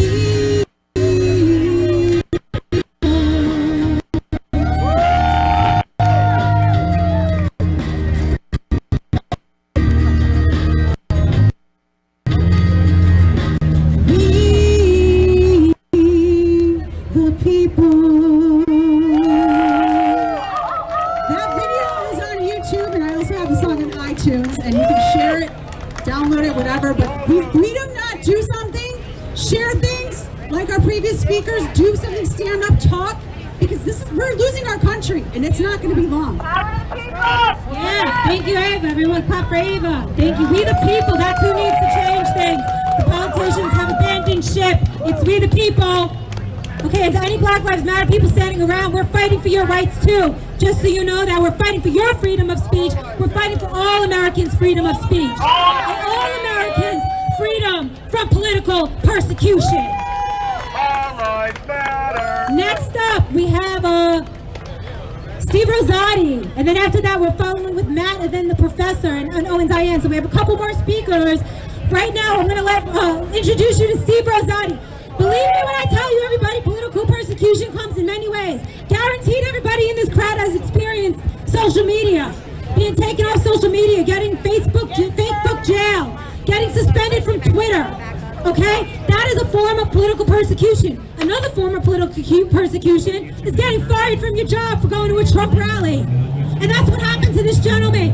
That is political persecution at its worst, besides locking somebody up, is taking away their livelihood, firing them from their job because there was a picture of him January 6th in front of the Capitol. He was fired from the Long Island Railroad. Steve Rosati, please come up. He's going to share his story with you. This is Steve Rosati, politically persecuted at the workplace. This is a thing, people. We need to fight it. Thank you, Cara. Thank you. So yeah, you heard Cara. On January 6th, I went to the protest because the actual President of the United States called for Americans to go there on January 6th. Let me make this just very clear. I committed no crimes. I was never investigated by a 3-letter government agency. And a picture was taken of me, and they tagged my job on Twitter. They tagged Apple when I had a podcast, along with Spotify and Shopify where I sold my clothes. On mid-January, my podcast got canceled from Apple, got canceled from Spotify, and on January 20th, I was brought in for an internal hearing by the MTA, answered some questions, and I was suspended without pay on January 21st, and on May 14th, I was officially terminated for policy-related stuff. So obviously there was a decision to make sometime in February. Do I bend at the knee to evil, or do I continue to fight for God and to fight for what I believe in? And the decision was very easy. We fight for God and we fight for what we believe in. So obviously as time goes on, May 14th, I get in a letter that I'm terminated from the Long Island Railroad. So I have another decision to make. Do I want to take them to the level of courts? Do I get a lawyer? That's absolutely what's happening. We're suing for First Amendment violations, 14th Amendment violations, and defamation. You can never bend at the knee to this evil. Never. So go to the courts and beat them there. That's why we're all here today, because everybody here knows that there is tyranny going on, and it started and ended in January 6th. There's people that are in solitary confinement, like they've said, 23 hours lockdown. These prisoners are getting beaten by corrections officers. This is ridiculous. This is government tyranny. You had the FBI that was there on January 6th, putting themselves as Trump supporters wearing MAGA hats. But that's why Nancy Pelosi doesn't want to release the 14,000 hours of footage that's in the Capitol. Because we all know that Nancy Pelosi not only orchestrated this entire fake, whatever you want to call this, on January 6th, she also orchestrated the murder of Ashley Babbitt. Lock her up! Lock her up! Lock her up! And now on January 6th, after everybody clears out of the Capitol building, after there was a murder inside the building, the politicians that were against the patriots of this country, against the rightful elected president of Trump, certified it a fake election, and we have a fake administration now. And that's why we were there on January 6th, because they stole the election from all of us. And we will never, ever bend the knee. We will continue to fight day in and day out. And that's why you're here. This is the first event in regards to January 6th. It's the first one. Now it's up to all of us to take it from here and to continue to talk about it. Because if we're silent on this topic, these people are going to rot in prison. There's some of them are even losing their hope, and they're losing faith. And today could be a day that we can change this. To get them out of the prison, we have to continue to talk about this every day. These people are families, they're fathers, mothers, grandparents, and business owners that are locked up with no communication to the outside world. And how are they having charges, misdemeanors of trespassing, when Capitol police officers are letting them inside the building? How is it trespassing if there's magnetic doors on the Capitol doors where somebody from the inside unlocked the magnetic door so people can go inside? This was orchestrated from the inside, from Nancy Pelosi to the FBI. And thank you to everybody here coming out and showing support for these January 6th prisoners. Thank you. Thank you, Steve. That was powerful. So everybody follow along Steve's story as he sues the Long Island Railroad. I'm very disappointed. I used to take that train. They need to clean up their bathrooms and their act. Okay, because that's disgusting that they would fire him because of that. It's political persecution. It happens at the workplace. It's only a matter of time before it happens to someone you know. You know what I mean? We have to put our foot down when it comes to this stuff. Okay, I'm going to announce the next speaker. It's a natural segue, actually. Is Matt around? There's Matt. So Steve, like Steve mentioned, this is one of the first rallies of this kind. The first one I spoke at last weekend. Thanks to Matt Brainard. Matt, come up. Matt is from Look Ahead America. Former Trump advisor. I have his bio. So Matt asked me to speak at the rally in D.C. last week, and I was terrified to go into D.C., but I did it anyway. But I was like literally shook going down there. I didn't know what to expect. I didn't know if they were going to somehow lock me up. I was terrified. I don't know if I shared it with you guys, but the FBI has been to my house, and I've already said it out in public. I'm a peaceful protester. I've done nothing wrong. I just have a big mouth, and that's about it. So why the hell are they harassing me? And it's only a matter of time that they're still showing up at people's houses. They're still rounding people up. They swore to protect the Constitution, and they're defiling it. They should be ashamed of themselves. So Matt Brainard is an America First Republican. He's a political consultant. He's worked for 5 Republican campaigns. And most recently, he was the director and originator of the Voter Integrity Project, which is so important, as we all know. Without fair elections in this country, this is not a democracy. And we're heading in a really bad direction if we don't fix the problem, because we all know there's no fair elections in America, and we need voter integrity. He currently relaunched Look Ahead America, which did this rally in D.C. last week, outside of the Federal Justice Building. And there's another one outside of D.C. jail on July 17th. I hope you guys are all there. We're going to go outside the jail, we're going to make some noise, and I hope the prisoners can hear us and tell them that we got their back. That's on July 17th in D.C. Don't be afraid to go to D.C. I went. It was okay. It was a little dead. No patriotism there, really, but it was fine. I'm here to tell the story. So, this is Matt Brainard. Please follow him on Look Ahead America, the first person to put together a rally for the January 6th prisoners. A true patriot. Everybody give him a hand. Thank you. Before I get started, I'm kind of a student of history.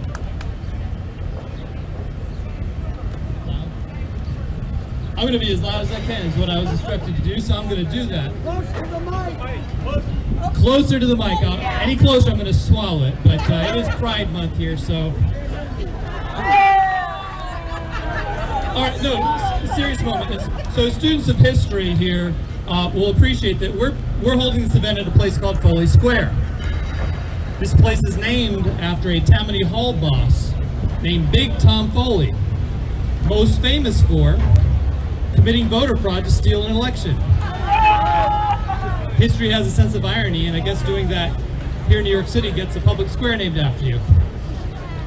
So I want to make clear to you that I want us to all understand what we're really doing here, what this really is.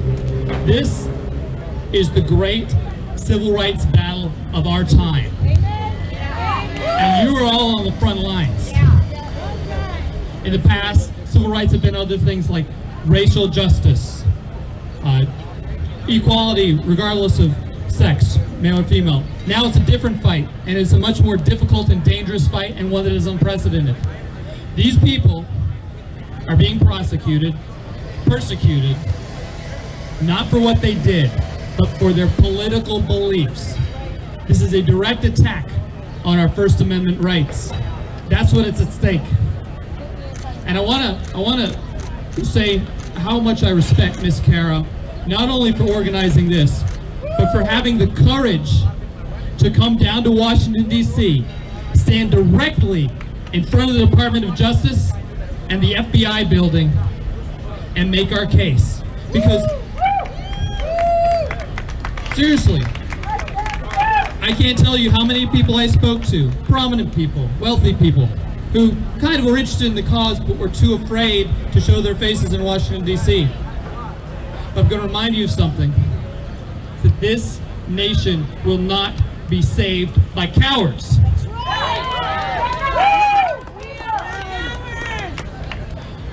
We're fighting really here for two things. The first thing we're fighting against is the persecution of many of our fellow Americans.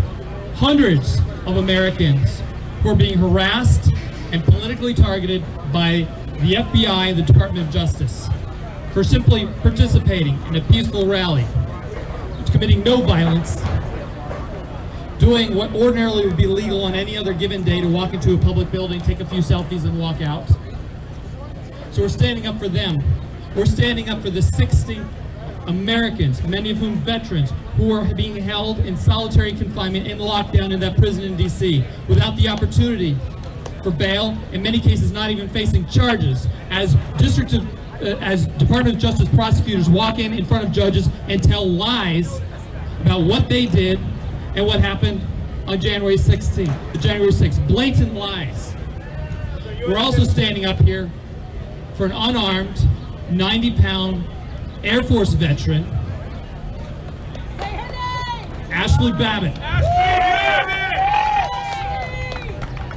Now, many of you might recall one of President Trump's rallies where a grown man, very muscular actually, tried to charge the stage of the U.S. president.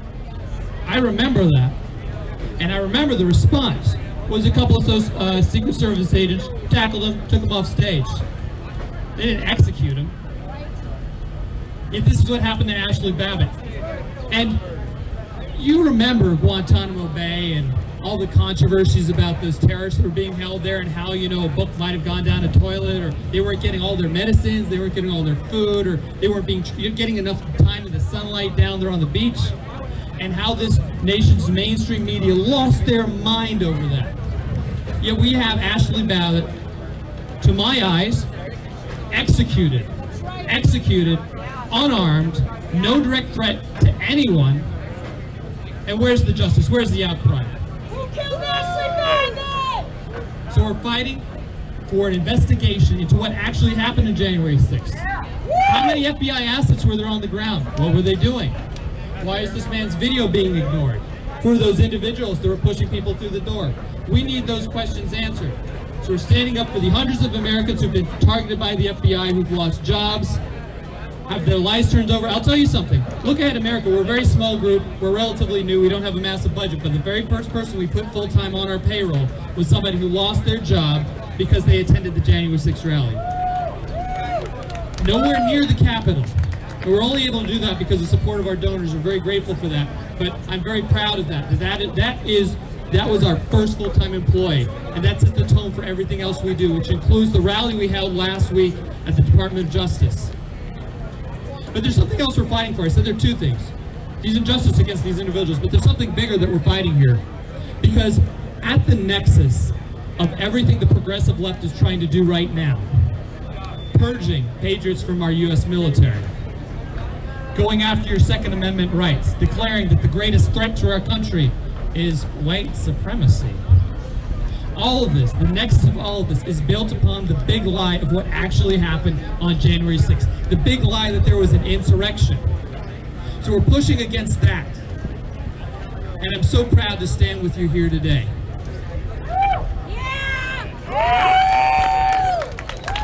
Let's not understate what's happening here. This is the great civil rights movement. This is the great battle of our time. And their hope is that we just forget it. Is that we forget what happened to these people, that we let them rot in prison, where they send a message to them because of their political beliefs.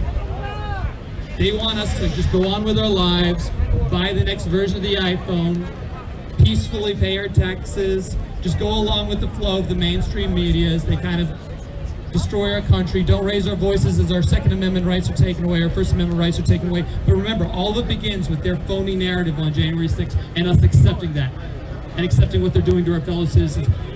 This rally, I want to make something clear. This is not the end of something. This is the beginning of something. This is the beginning of America First community organizing. For generations, we've surrendered this field to the progressive left. You hear community organizing, you think Barack Obama, you think about leftist BLM activities, Antifa activities, burning down cities, committing havoc. No, we're taking it back, we're appropriating it, and we're going to do it better than they ever have. And the first battle begins with this battle for those people's freedom and for justice and to stop this political persecution of them for their political beliefs. Are you with us?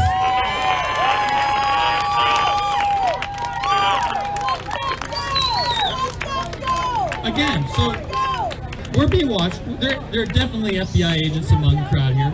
We welcome them. We welcome. We want you to see what we're doing. We want you to hear us. The next step. What do we do next? What do we do next?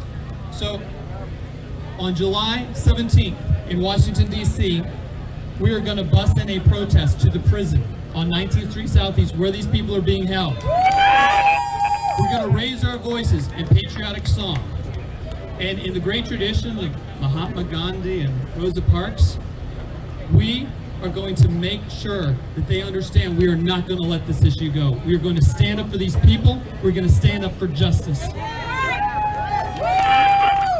And beyond that, this can't be the end of it. Eventually, these people, maybe they'll face really bad charges, maybe the charges will be dropped, maybe we'll succeed, but this cannot be the end of our fight. Please continue to stay in touch with Ms. Cara and Citizens Against Political Persecution. Please, today, sign up to volunteer with Look Ahead America. We have organizers here in the state of New York. We have organizers now in almost 40 states, soon to be 50. And we're going to keep you engaged in fighting on these very important issues, because if we were as well organized as we should have been, could have been, none of this would be happening. They wouldn't dare come after our people. You see them treating BLMs folks like this? Do you see that they're burning down cities? They're assaulting police officers, murdering cops. Yet the ACLU and all of their allies are right there to bail them out of prison. We don't have that infrastructure. We don't yet have that culture in us, but we start building it here, and we're building it today. Sign up to volunteer with Look Ahead America. We will put you to work. This fight doesn't end here. It's a long, long battle. What the left has been doing in this country, they didn't wake up to this. They've been doing this for over 100 years. This is the end of an over 100-year plan. This is their end game. And we're just getting started, but we have to be persistent and patient. Patient with the process, patient with ourselves. But please, I urge you, this cannot be the last protest you ever attend. This cannot be the last activity you engage in like this. This has to be the first of many, or else they're just going to continue to ignore us. We have to demonstrate we have fortitude. We are not going to give up. We're not going to let a hot day in June or July prevent us from raising our voices. We're not going to let ourselves get distracted by what's going on in culture and what's popular, a football game or something like that. This is our priority, and we're going to fight for it like our lives depend on it, the lives of our children and our country depends on it, because it does. America first, America forever. Thank you. God bless.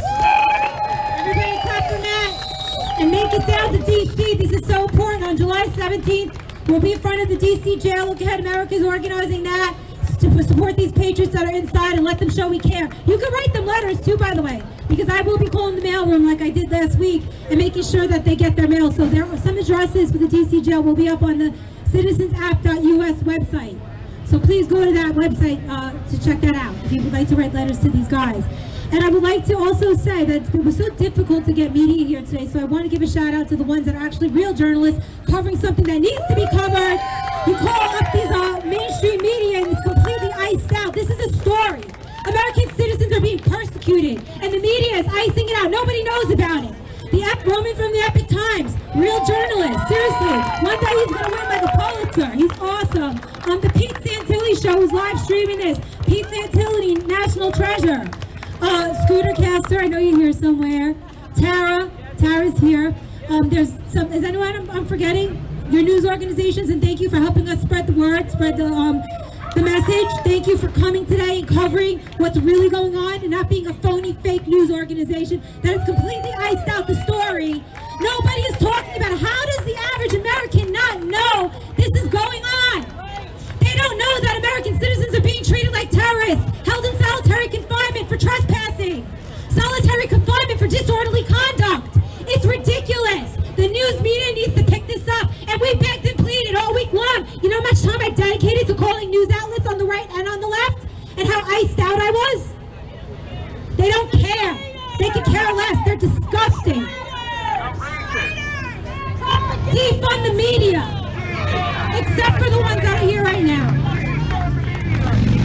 Okay, we have two more speakers. Diane Sarah's going to say a quick word, and then we have Professor Miller. He's the keynote. You're going to love to hear what he has to say. Professor Miller from NYU, but first we're going to have Diane Sarah. And then after that, we have two girls who are in a choir. They're going to sing Amazing Grace, because we're praying for these citizens. And we're praying that they're safe in there and that they get out safely. And then we're going to have Professor Miller. So that's, I'm letting you guys know, so stick around. But welcome Diane Sayre. She's running, another people's politician, running against Chuck Schumer, the most disgraceful senator in U.S. history. He's an embarrassment, a traitor to New York. Okay, he's a traitor in general. He hates America. So this is Diane Sarah. She's been doing some investigations of her own, and she writes a newsletter. She covered this stuff. So Diane, please. Thanks. I don't know if he's the most disgusting. There's a lot of competition. Now, I would just like to assert this is a battle for natural law, for justice. The United States was the first nation created on the principle of natural law.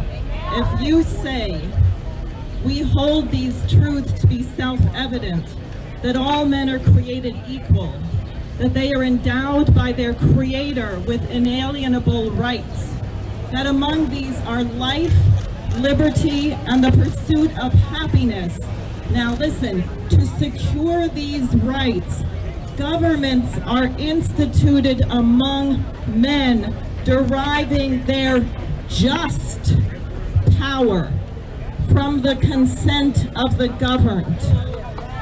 Now, when the government becomes unjust, people withdraw their consent. How do you do that in the United States? You do it through elections. You do it through peaceful assembly. You do it through speech, freedom of speech. All of these things are under attack. We have to remember the words of Martin Luther King, who was an optimist, in spite of knowing that he was soon to be assassinated. He said, the arc of the moral universe is long, but it bends toward justice.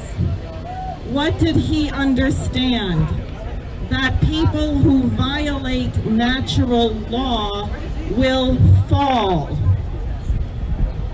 I worked for a former political prisoner, Lyndon LaRouche.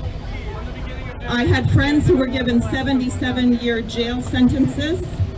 I think we also have to name Julian Assange, who knows how he got the emails from the DNC server, and it was not a Russian hack.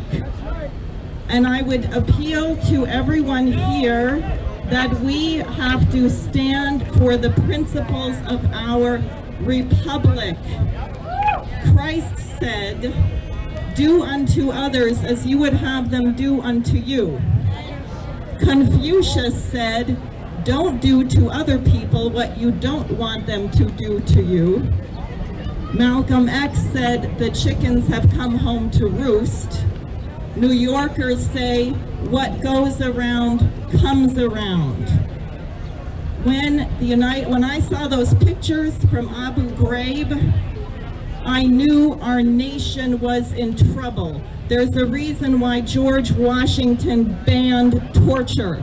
Because if you torture human beings in the living image of God, you lose the mandate of heaven. And that's what we're fighting for. And what rests on us is not merely the political prisoners who are being tortured now, but is the existence of the United States of America, and it is the future of civilization. Thank you. Thank you, Diane. Thank you, Diane Sarah. And Diane brought her two choir, these beautiful, lovely choir girls. Right now we need prayers and we need religion more than anything. And someone said something interesting I wanted to share with you guys really quick.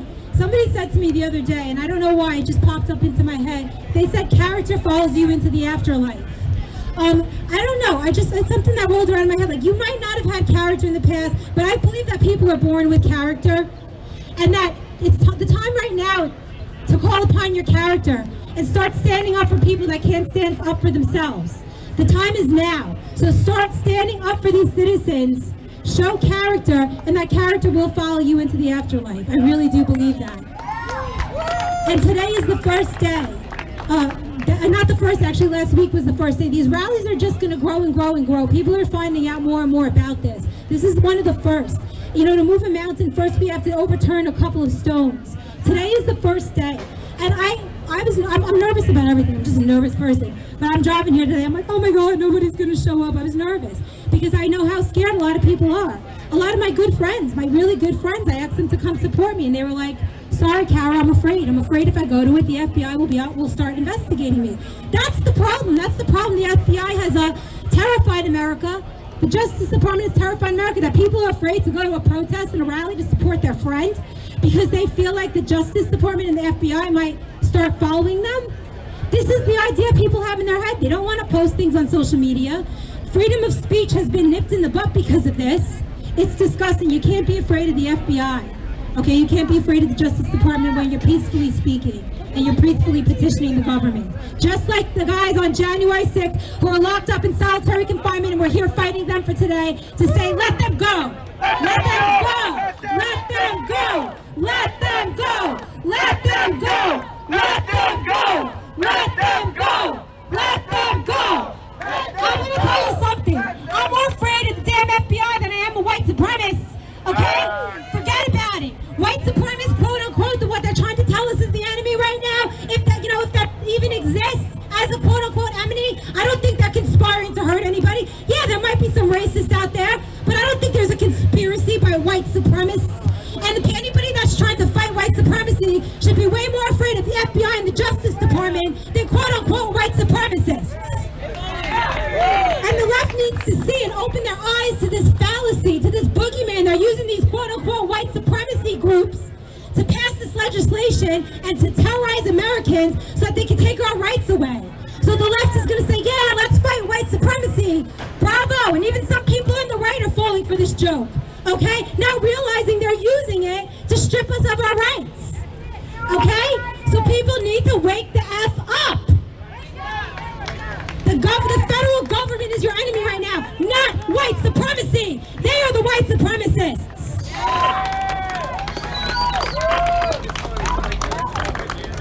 Okay, now we're going to have a rendition of Amazing Grace.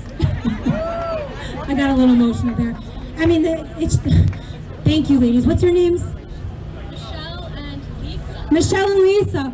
We're praying for these guys in prison. We hope they can hear us in their hearts and that they feel the energy in the universe of this beautiful rendition of Amazing Grace. Ladies, come forward. And I'm proud to say I was in Washington, D.C. on January 6th.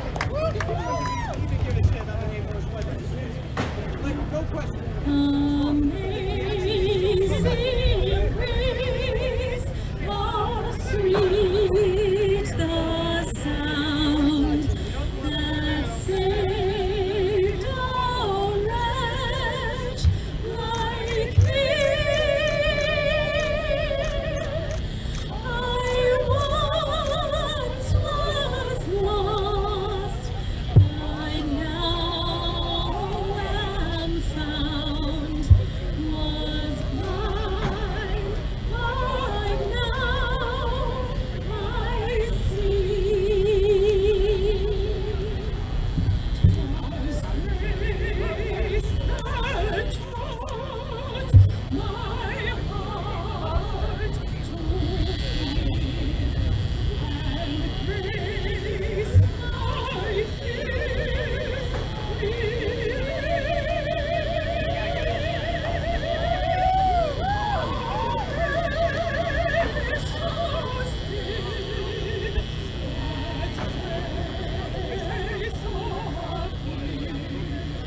fears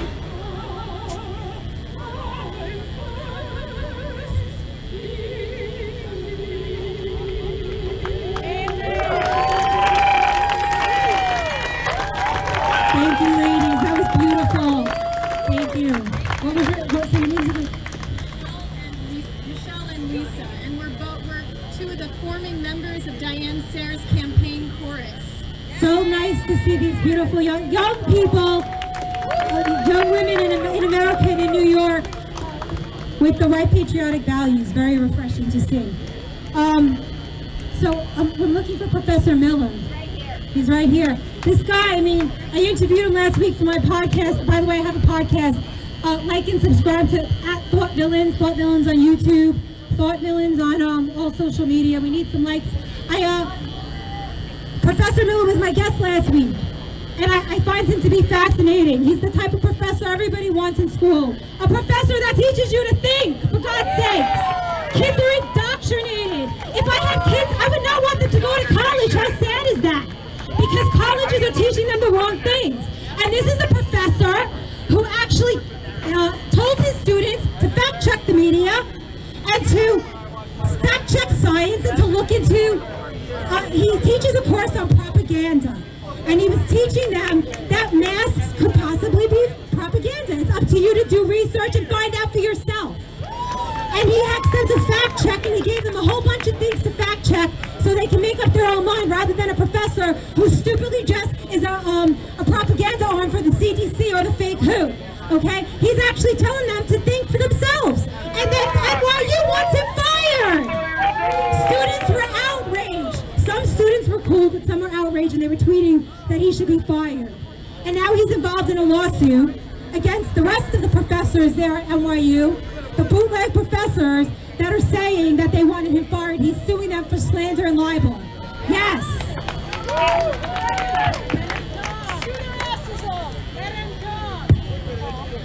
He's been with NYU for 20 years. He's a tenured professor. Okay, he's been a vocal commentator. He believes the last election there was fraud, and that includes the one with Gore. So this is a crazy story. I'm going to tell it to you really quick before you come on, Professor.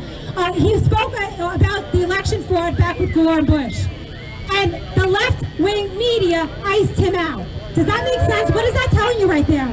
It's all one big pot of jerk-offs, okay? It's the truth. They're all the same. It's the deep state, and that's all there is to it, okay? He's been speaking out about the JFK assassination, what else? 9/11, right? The mask, the COVID, the response to the government, the propaganda, the vaccine. But today he's going to speak about political persecution. So I would like to welcome Professor Mark Crispin Miller, NYU professor. Everybody please give him a round of applause, our last speaker for today. Thank you, Cara. Yeah, can you hear me? How do you like my hat? That's just to warm you all up. All right, I want to ask a question, all right? How many of you identify as being conservatives? Hands up. Okay. How many of you identify as being on the left as it used to be? How many? Okay. Now, how many of you work for the FBI? No hands? Okay, I guess they wouldn't put their hands up. Well, that's kind of a way to make a joke out of a reality, which you've heard a lot about today, right? Which is that the so-called attempted coup on January 6th, the insurrection on January 6th, the riot on January 6th was theater, right? It was a psyop. There is copious evidence to prove this. Copious evidence. It was apparent immediately at the time, as we saw Capitol Police ushering these insurrectionists into the Capitol. What kind of an insurrection is that? Has the New York Times ever read anything? I mean, they're reporters. Have they ever read anything about what happens during a real attempted coup? Did any of that happen? Did they take over the media? Did they kill anybody? What did they do? Well, don't answer that. They engaged in rude behavior. But it was clear from looking at the videos, like the one of the heroic black cop holding off the horde of insurrectionists, and right behind him is a guy filming it, right? Not to mention the fact that the video we're watching of him was filmed by somebody. It was all theater, right? Now in 1954, a handful of Puerto Rican separatists actually fired handguns into the Senate, or the House, I guess, and they wounded 5 congressmen. Was there a huge crackdown on Puerto Ricans after that? Right? What happened on January 6th was something that bore no relation to the peaceful and diverse protests in the streets of Washington. Right? It was theater. And I hear people today, and others, talk about Antifa. Antifa was the culprit here. Antifa was the culprit. No. Antifa, half those people are cops, okay? Half those people are federal provocateurs. You understand? The same with BLM, the same with the Proud Boys, the same with these white supremacists. They're cops. This is one of the oldest gimmicks in the imperial playbook. That's what we have to understand. This is not about being on the right against the left or the left against the right. If you think that way, you are playing their game, which is divide and conquer.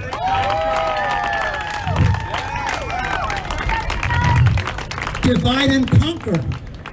That's how they destroyed the Black Panthers.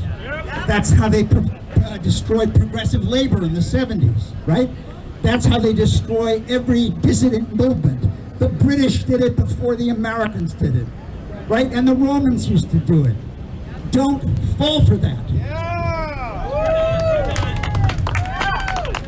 Now, my advice, I mean, naturally we're focused today on getting these scores of people out of the torturous conditions they've been placed in by a lawless government. What's happening to them is intolerable and has to stop.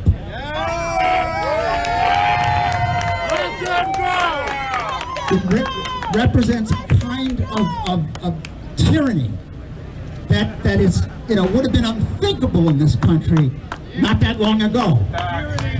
But how different is it from the treatment of Julian Assange? How different is it from the treatment of Leonard Peltier, right? How different is it from the treatment of Mumia Abu-Jamal? Right? How different is it from the treatment of Eugene Victor Debs in 1917? He was placed in federal prison for speaking out against the Great War, American participation in the Great War, right? So we have to be principled about this. And I'm glad to hear you're cheering at the sound of the name of Mumia, Leonard Peltier. It's the principle of the thing, God damn it! You believe in election integrity? Do you? Would you have been as exercised about the theft of those elections for Bush Cheney as you are for the one last year? You would be. Some would be. But I can tell you from my own long and bitter experience that I spent years banging my head against the wall to get people to pay attention to the flagrant theft of both those elections, 2000 and 2004. Now I'm glad to see so many people on the right now fervent in their devotion to election integrity. All right? You got to be willing to face the fact that the Republicans did it before that. The parties are both engaged in the same scam. We're fighting off a globalist attack, right? This is not the Democrats or the Republicans. There are certainly some righteous Republicans. There may be some righteous Democrats, I'm not sure. But this is not about the parties. This is not about Trump, okay? Trump sold everybody out. That's pro wrestling, people, pro wrestling. So Trump becomes president, and by the way, there's considerable evidence he did not actually win in 2016. Yes, he did by election. No, he did not win by election. Face the facts. Trump won.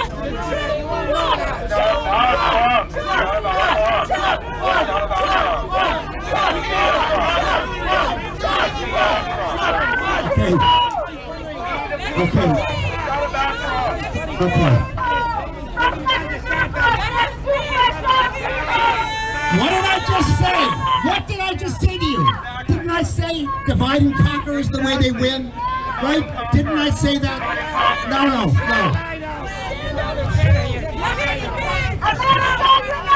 No, it's fine with me. Okay. Simmer down. May I finish? Okay? I can say with perfect confidence that I've studied these elections carefully since I became aware of this problem in 2000.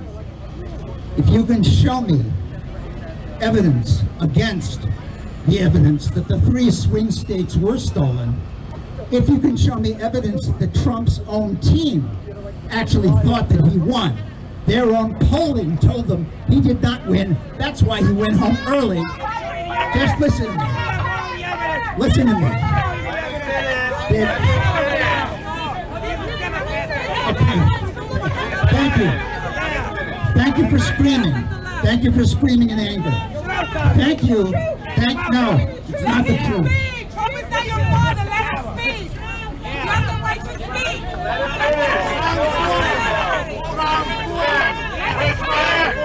All right.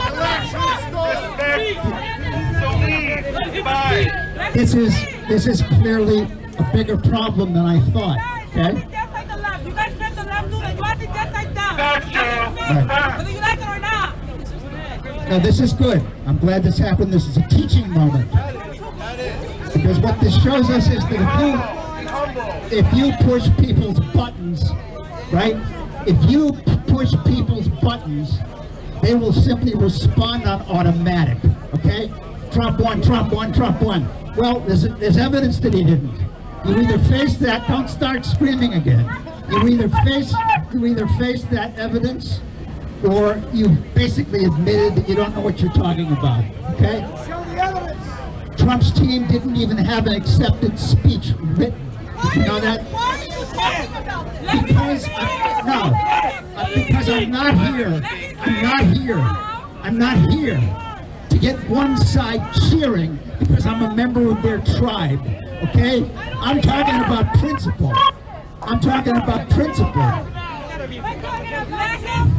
No, I know what you're talking about. Okay. Let him speak. Let him speak. I have a question, sir. Okay. Question. So we're going to gather here and say that we're united together and we are the United States of America. It needs to be a thing that we allow everyone to give their side of the argument. It's for healthy debate. I voted for Trump too, but right now it's not about him. It is about people who showed up January 6th to stand on their principles, and this man here is speaking. If we're going to stand on those principles and say that that's what we believe, then we need to not do what the opposition is doing. And this goes for anyone. If anyone were to show up here and they're against us, we can't shun them out. Let them hear what they want to hear. They can give their opinion. It is called healthy debate, conversation. We are not having conversation anymore. We are screaming at each other. We want people to believe what we believe. It's called cognitive dissonance. We need to get rid of it now. And that's from both sides. Both sides of the spectrum. And we are not special. We don't need to be labeled on a spectrum like we have some kind of mental disorder. We can all gather here, unite, and speak peacefully. I want to hear what he has to say. I go home and I digest the information on my own. Okay. I'm very grateful for that intervention. Okay. I believe, based on the evidence, that Trump won overwhelmingly last year. Okay? That is a fact. And I'm not saying it because I believe in Trump. I'm saying it because the evidence tells me the American people overwhelmingly supported him. That matters. The same kind of evidence has told me, and I don't want to hear any screaming when I say this, that he didn't really win in the swing states in 2016, and I think he knew that too. I think he was as surprised as anybody else that he won. And he has served the same purpose that the New York Times has served since 2016, which is to keep us all fighting with each other.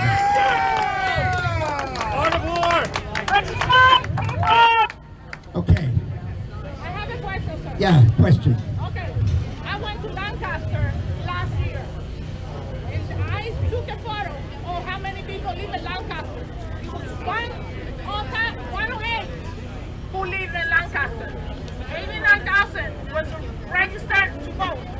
How many do you think people vote in Lancaster, PA? 143,000. How? Right, right. This woman. That's proof. Right, no, When I posted,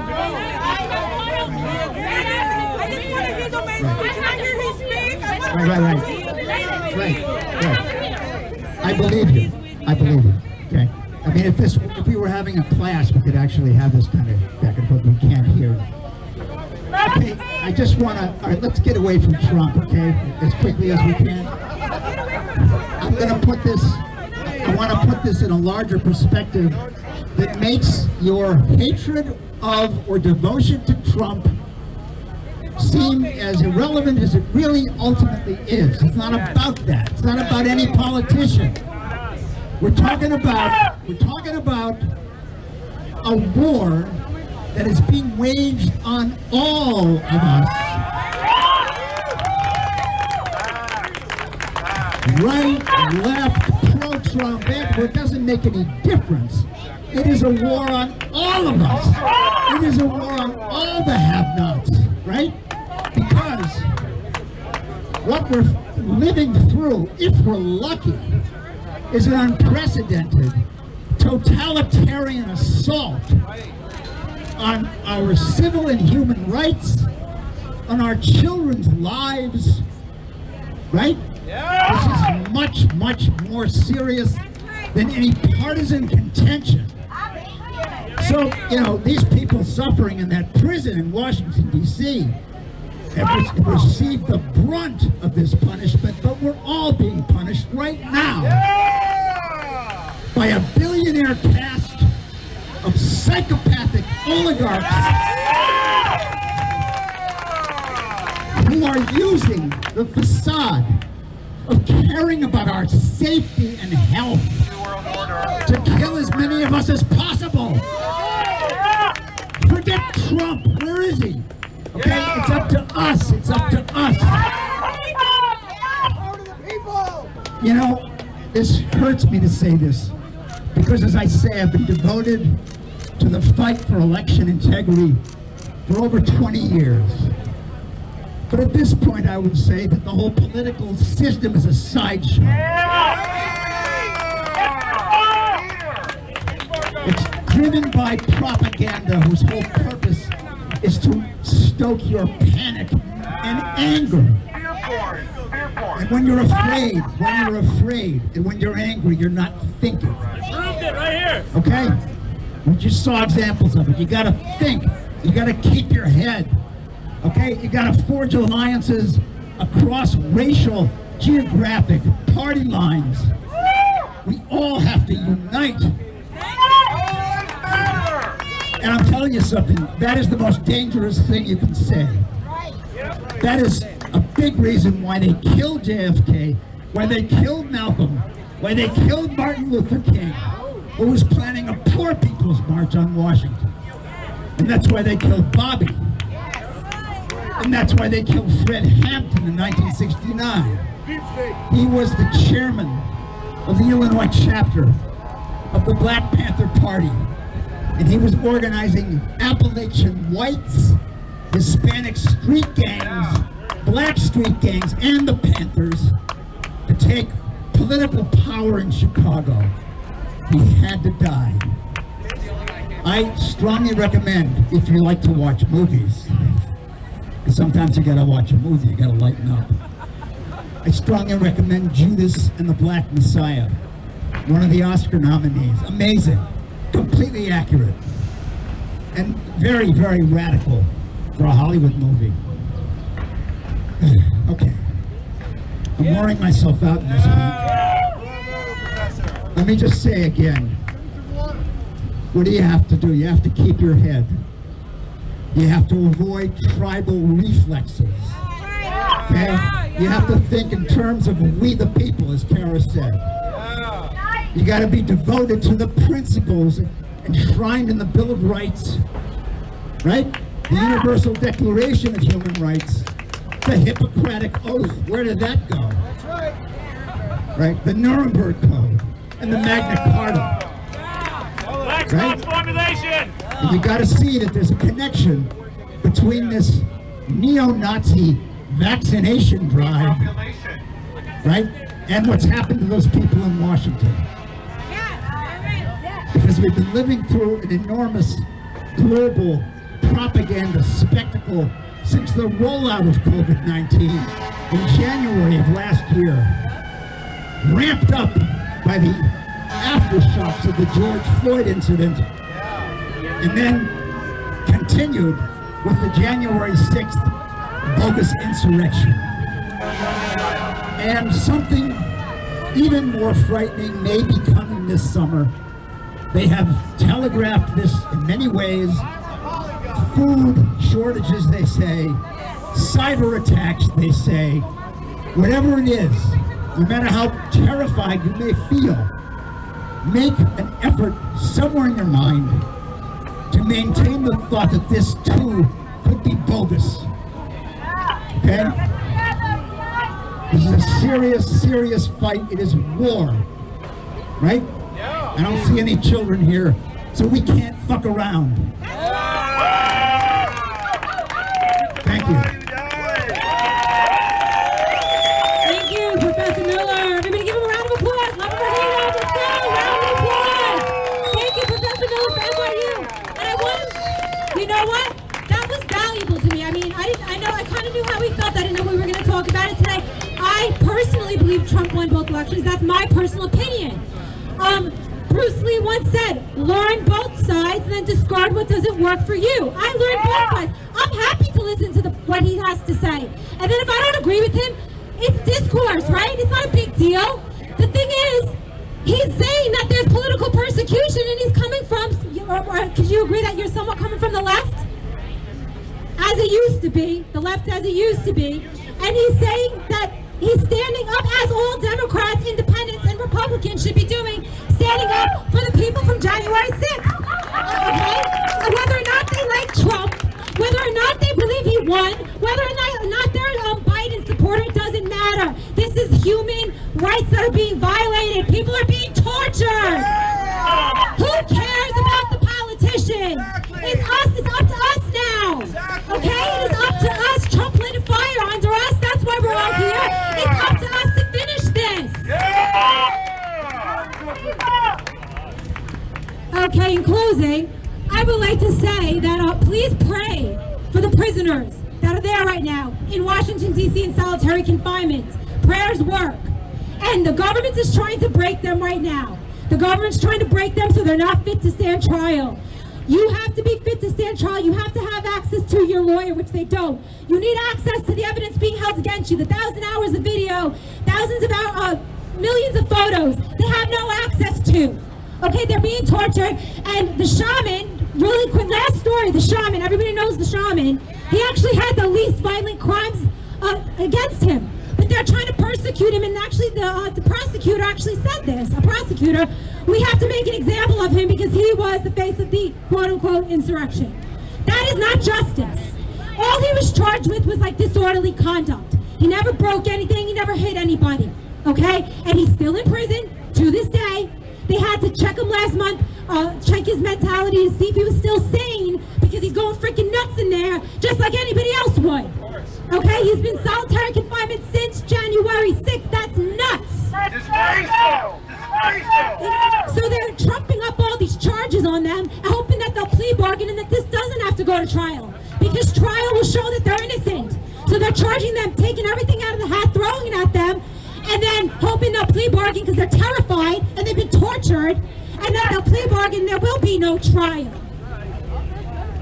As for the stupid January 6th committee that Nancy Pelosi is trying to spearhead, boo!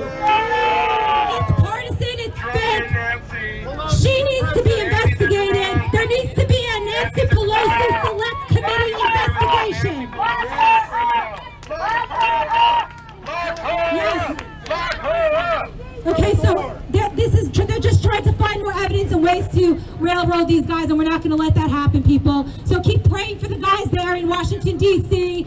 Go on citizensapp.us, citizensapp.us. Please sign up to volunteer. We need all the help we can get. It's we the people, it's us the citizens. The politicians have jumped ship. The media is not helping. Hollywood is completely gone. Nobody cares about these prisoners except us the people. We have to get together. We need volunteers. And tell people to donate to citizensapp.us and keep coming out for these rallies. Thank you so much. God bless America. And Ava's going to close us off to unite us all in a song. God bless America. God bless America. Well, the storm has gathered from across the sea. Let us swear allegiance to a land that's free. Let us all be grateful for a land so fair. As we raise our voices in a solemn prayer. Join me. God bless America, land that I love. Stand beside her and guide her through the night with the light from above, from the mountains to the prairies, to the oceans, wide with love. God bless America, my home sweet home. God bless America, my home sweet home. Remember, we're not enemies. We're all Americans. We're the people. Thank you, Eve. Everyone give her a hand. All right, everybody, don't forget to go to Citizens App. Follow us on social media, all the necessary evil channels like Twitter and Facebook and all of that. And follow me at Cara Castronuova and go to Thought Villains. We're actually going to be putting out a new episode on this topic this week, so that's called Thought Villains. Thank you again for coming. Mark wants to say one more thing, everybody. Let's give it up for Mark. Thank you all for coming. Thank you again, all of you, for coming. I know it's a hot day. I'm so glad I'm not wearing a suit today. The weather said it was going to have thunderstorms today, but we still had more people show up today than all of Joe Biden's presidential campaign rallies combined. So give yourselves a round of applause, everyone. Thank you all for coming, and we'll see you next time.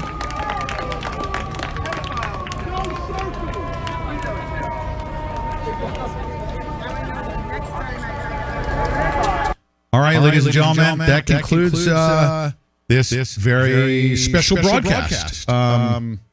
There's been a couple. One at the DOJ, one in New York City, and I want to encourage you to, of course, follow along, to bring public awareness, and do so, of course, courageously. Most people are cowards and will not approach the issue.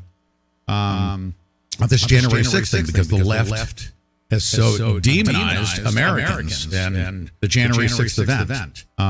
We should never, ever take a knee to this communist methodology. So rise up, stand up, get off your couch, help share awareness about what's happening to our fellow Americans. Being a cowardly, apathetic buzzard in the United States of America has nothing to do with the red, white, and blue of our flag and everything that we represent. I'm sure you all agree. And that's why you're here today. So be sure to share this episode. Share this far and wide. A lot of great speakers. And we had, of course, Cara Castronuova on the show. And I was talking to her through the weekend. It doesn't even matter how many people show up. She spoke to the cameras. Got the message out. Now it's our job to help share the word. Not just consume this vital information, but share it far and wide. All right, everyone. We'll see you guys tonight at 6 p.m. for the live Pete Santilli show. I want to thank of course, Tara Zapansky from Polish American Brotherhood, and Ford Fisher from News to Share for providing live stream coverage. Thanks, everyone. Stay tuned, of course, to the 24/7 feed we're sending to Trovo. All right, everyone.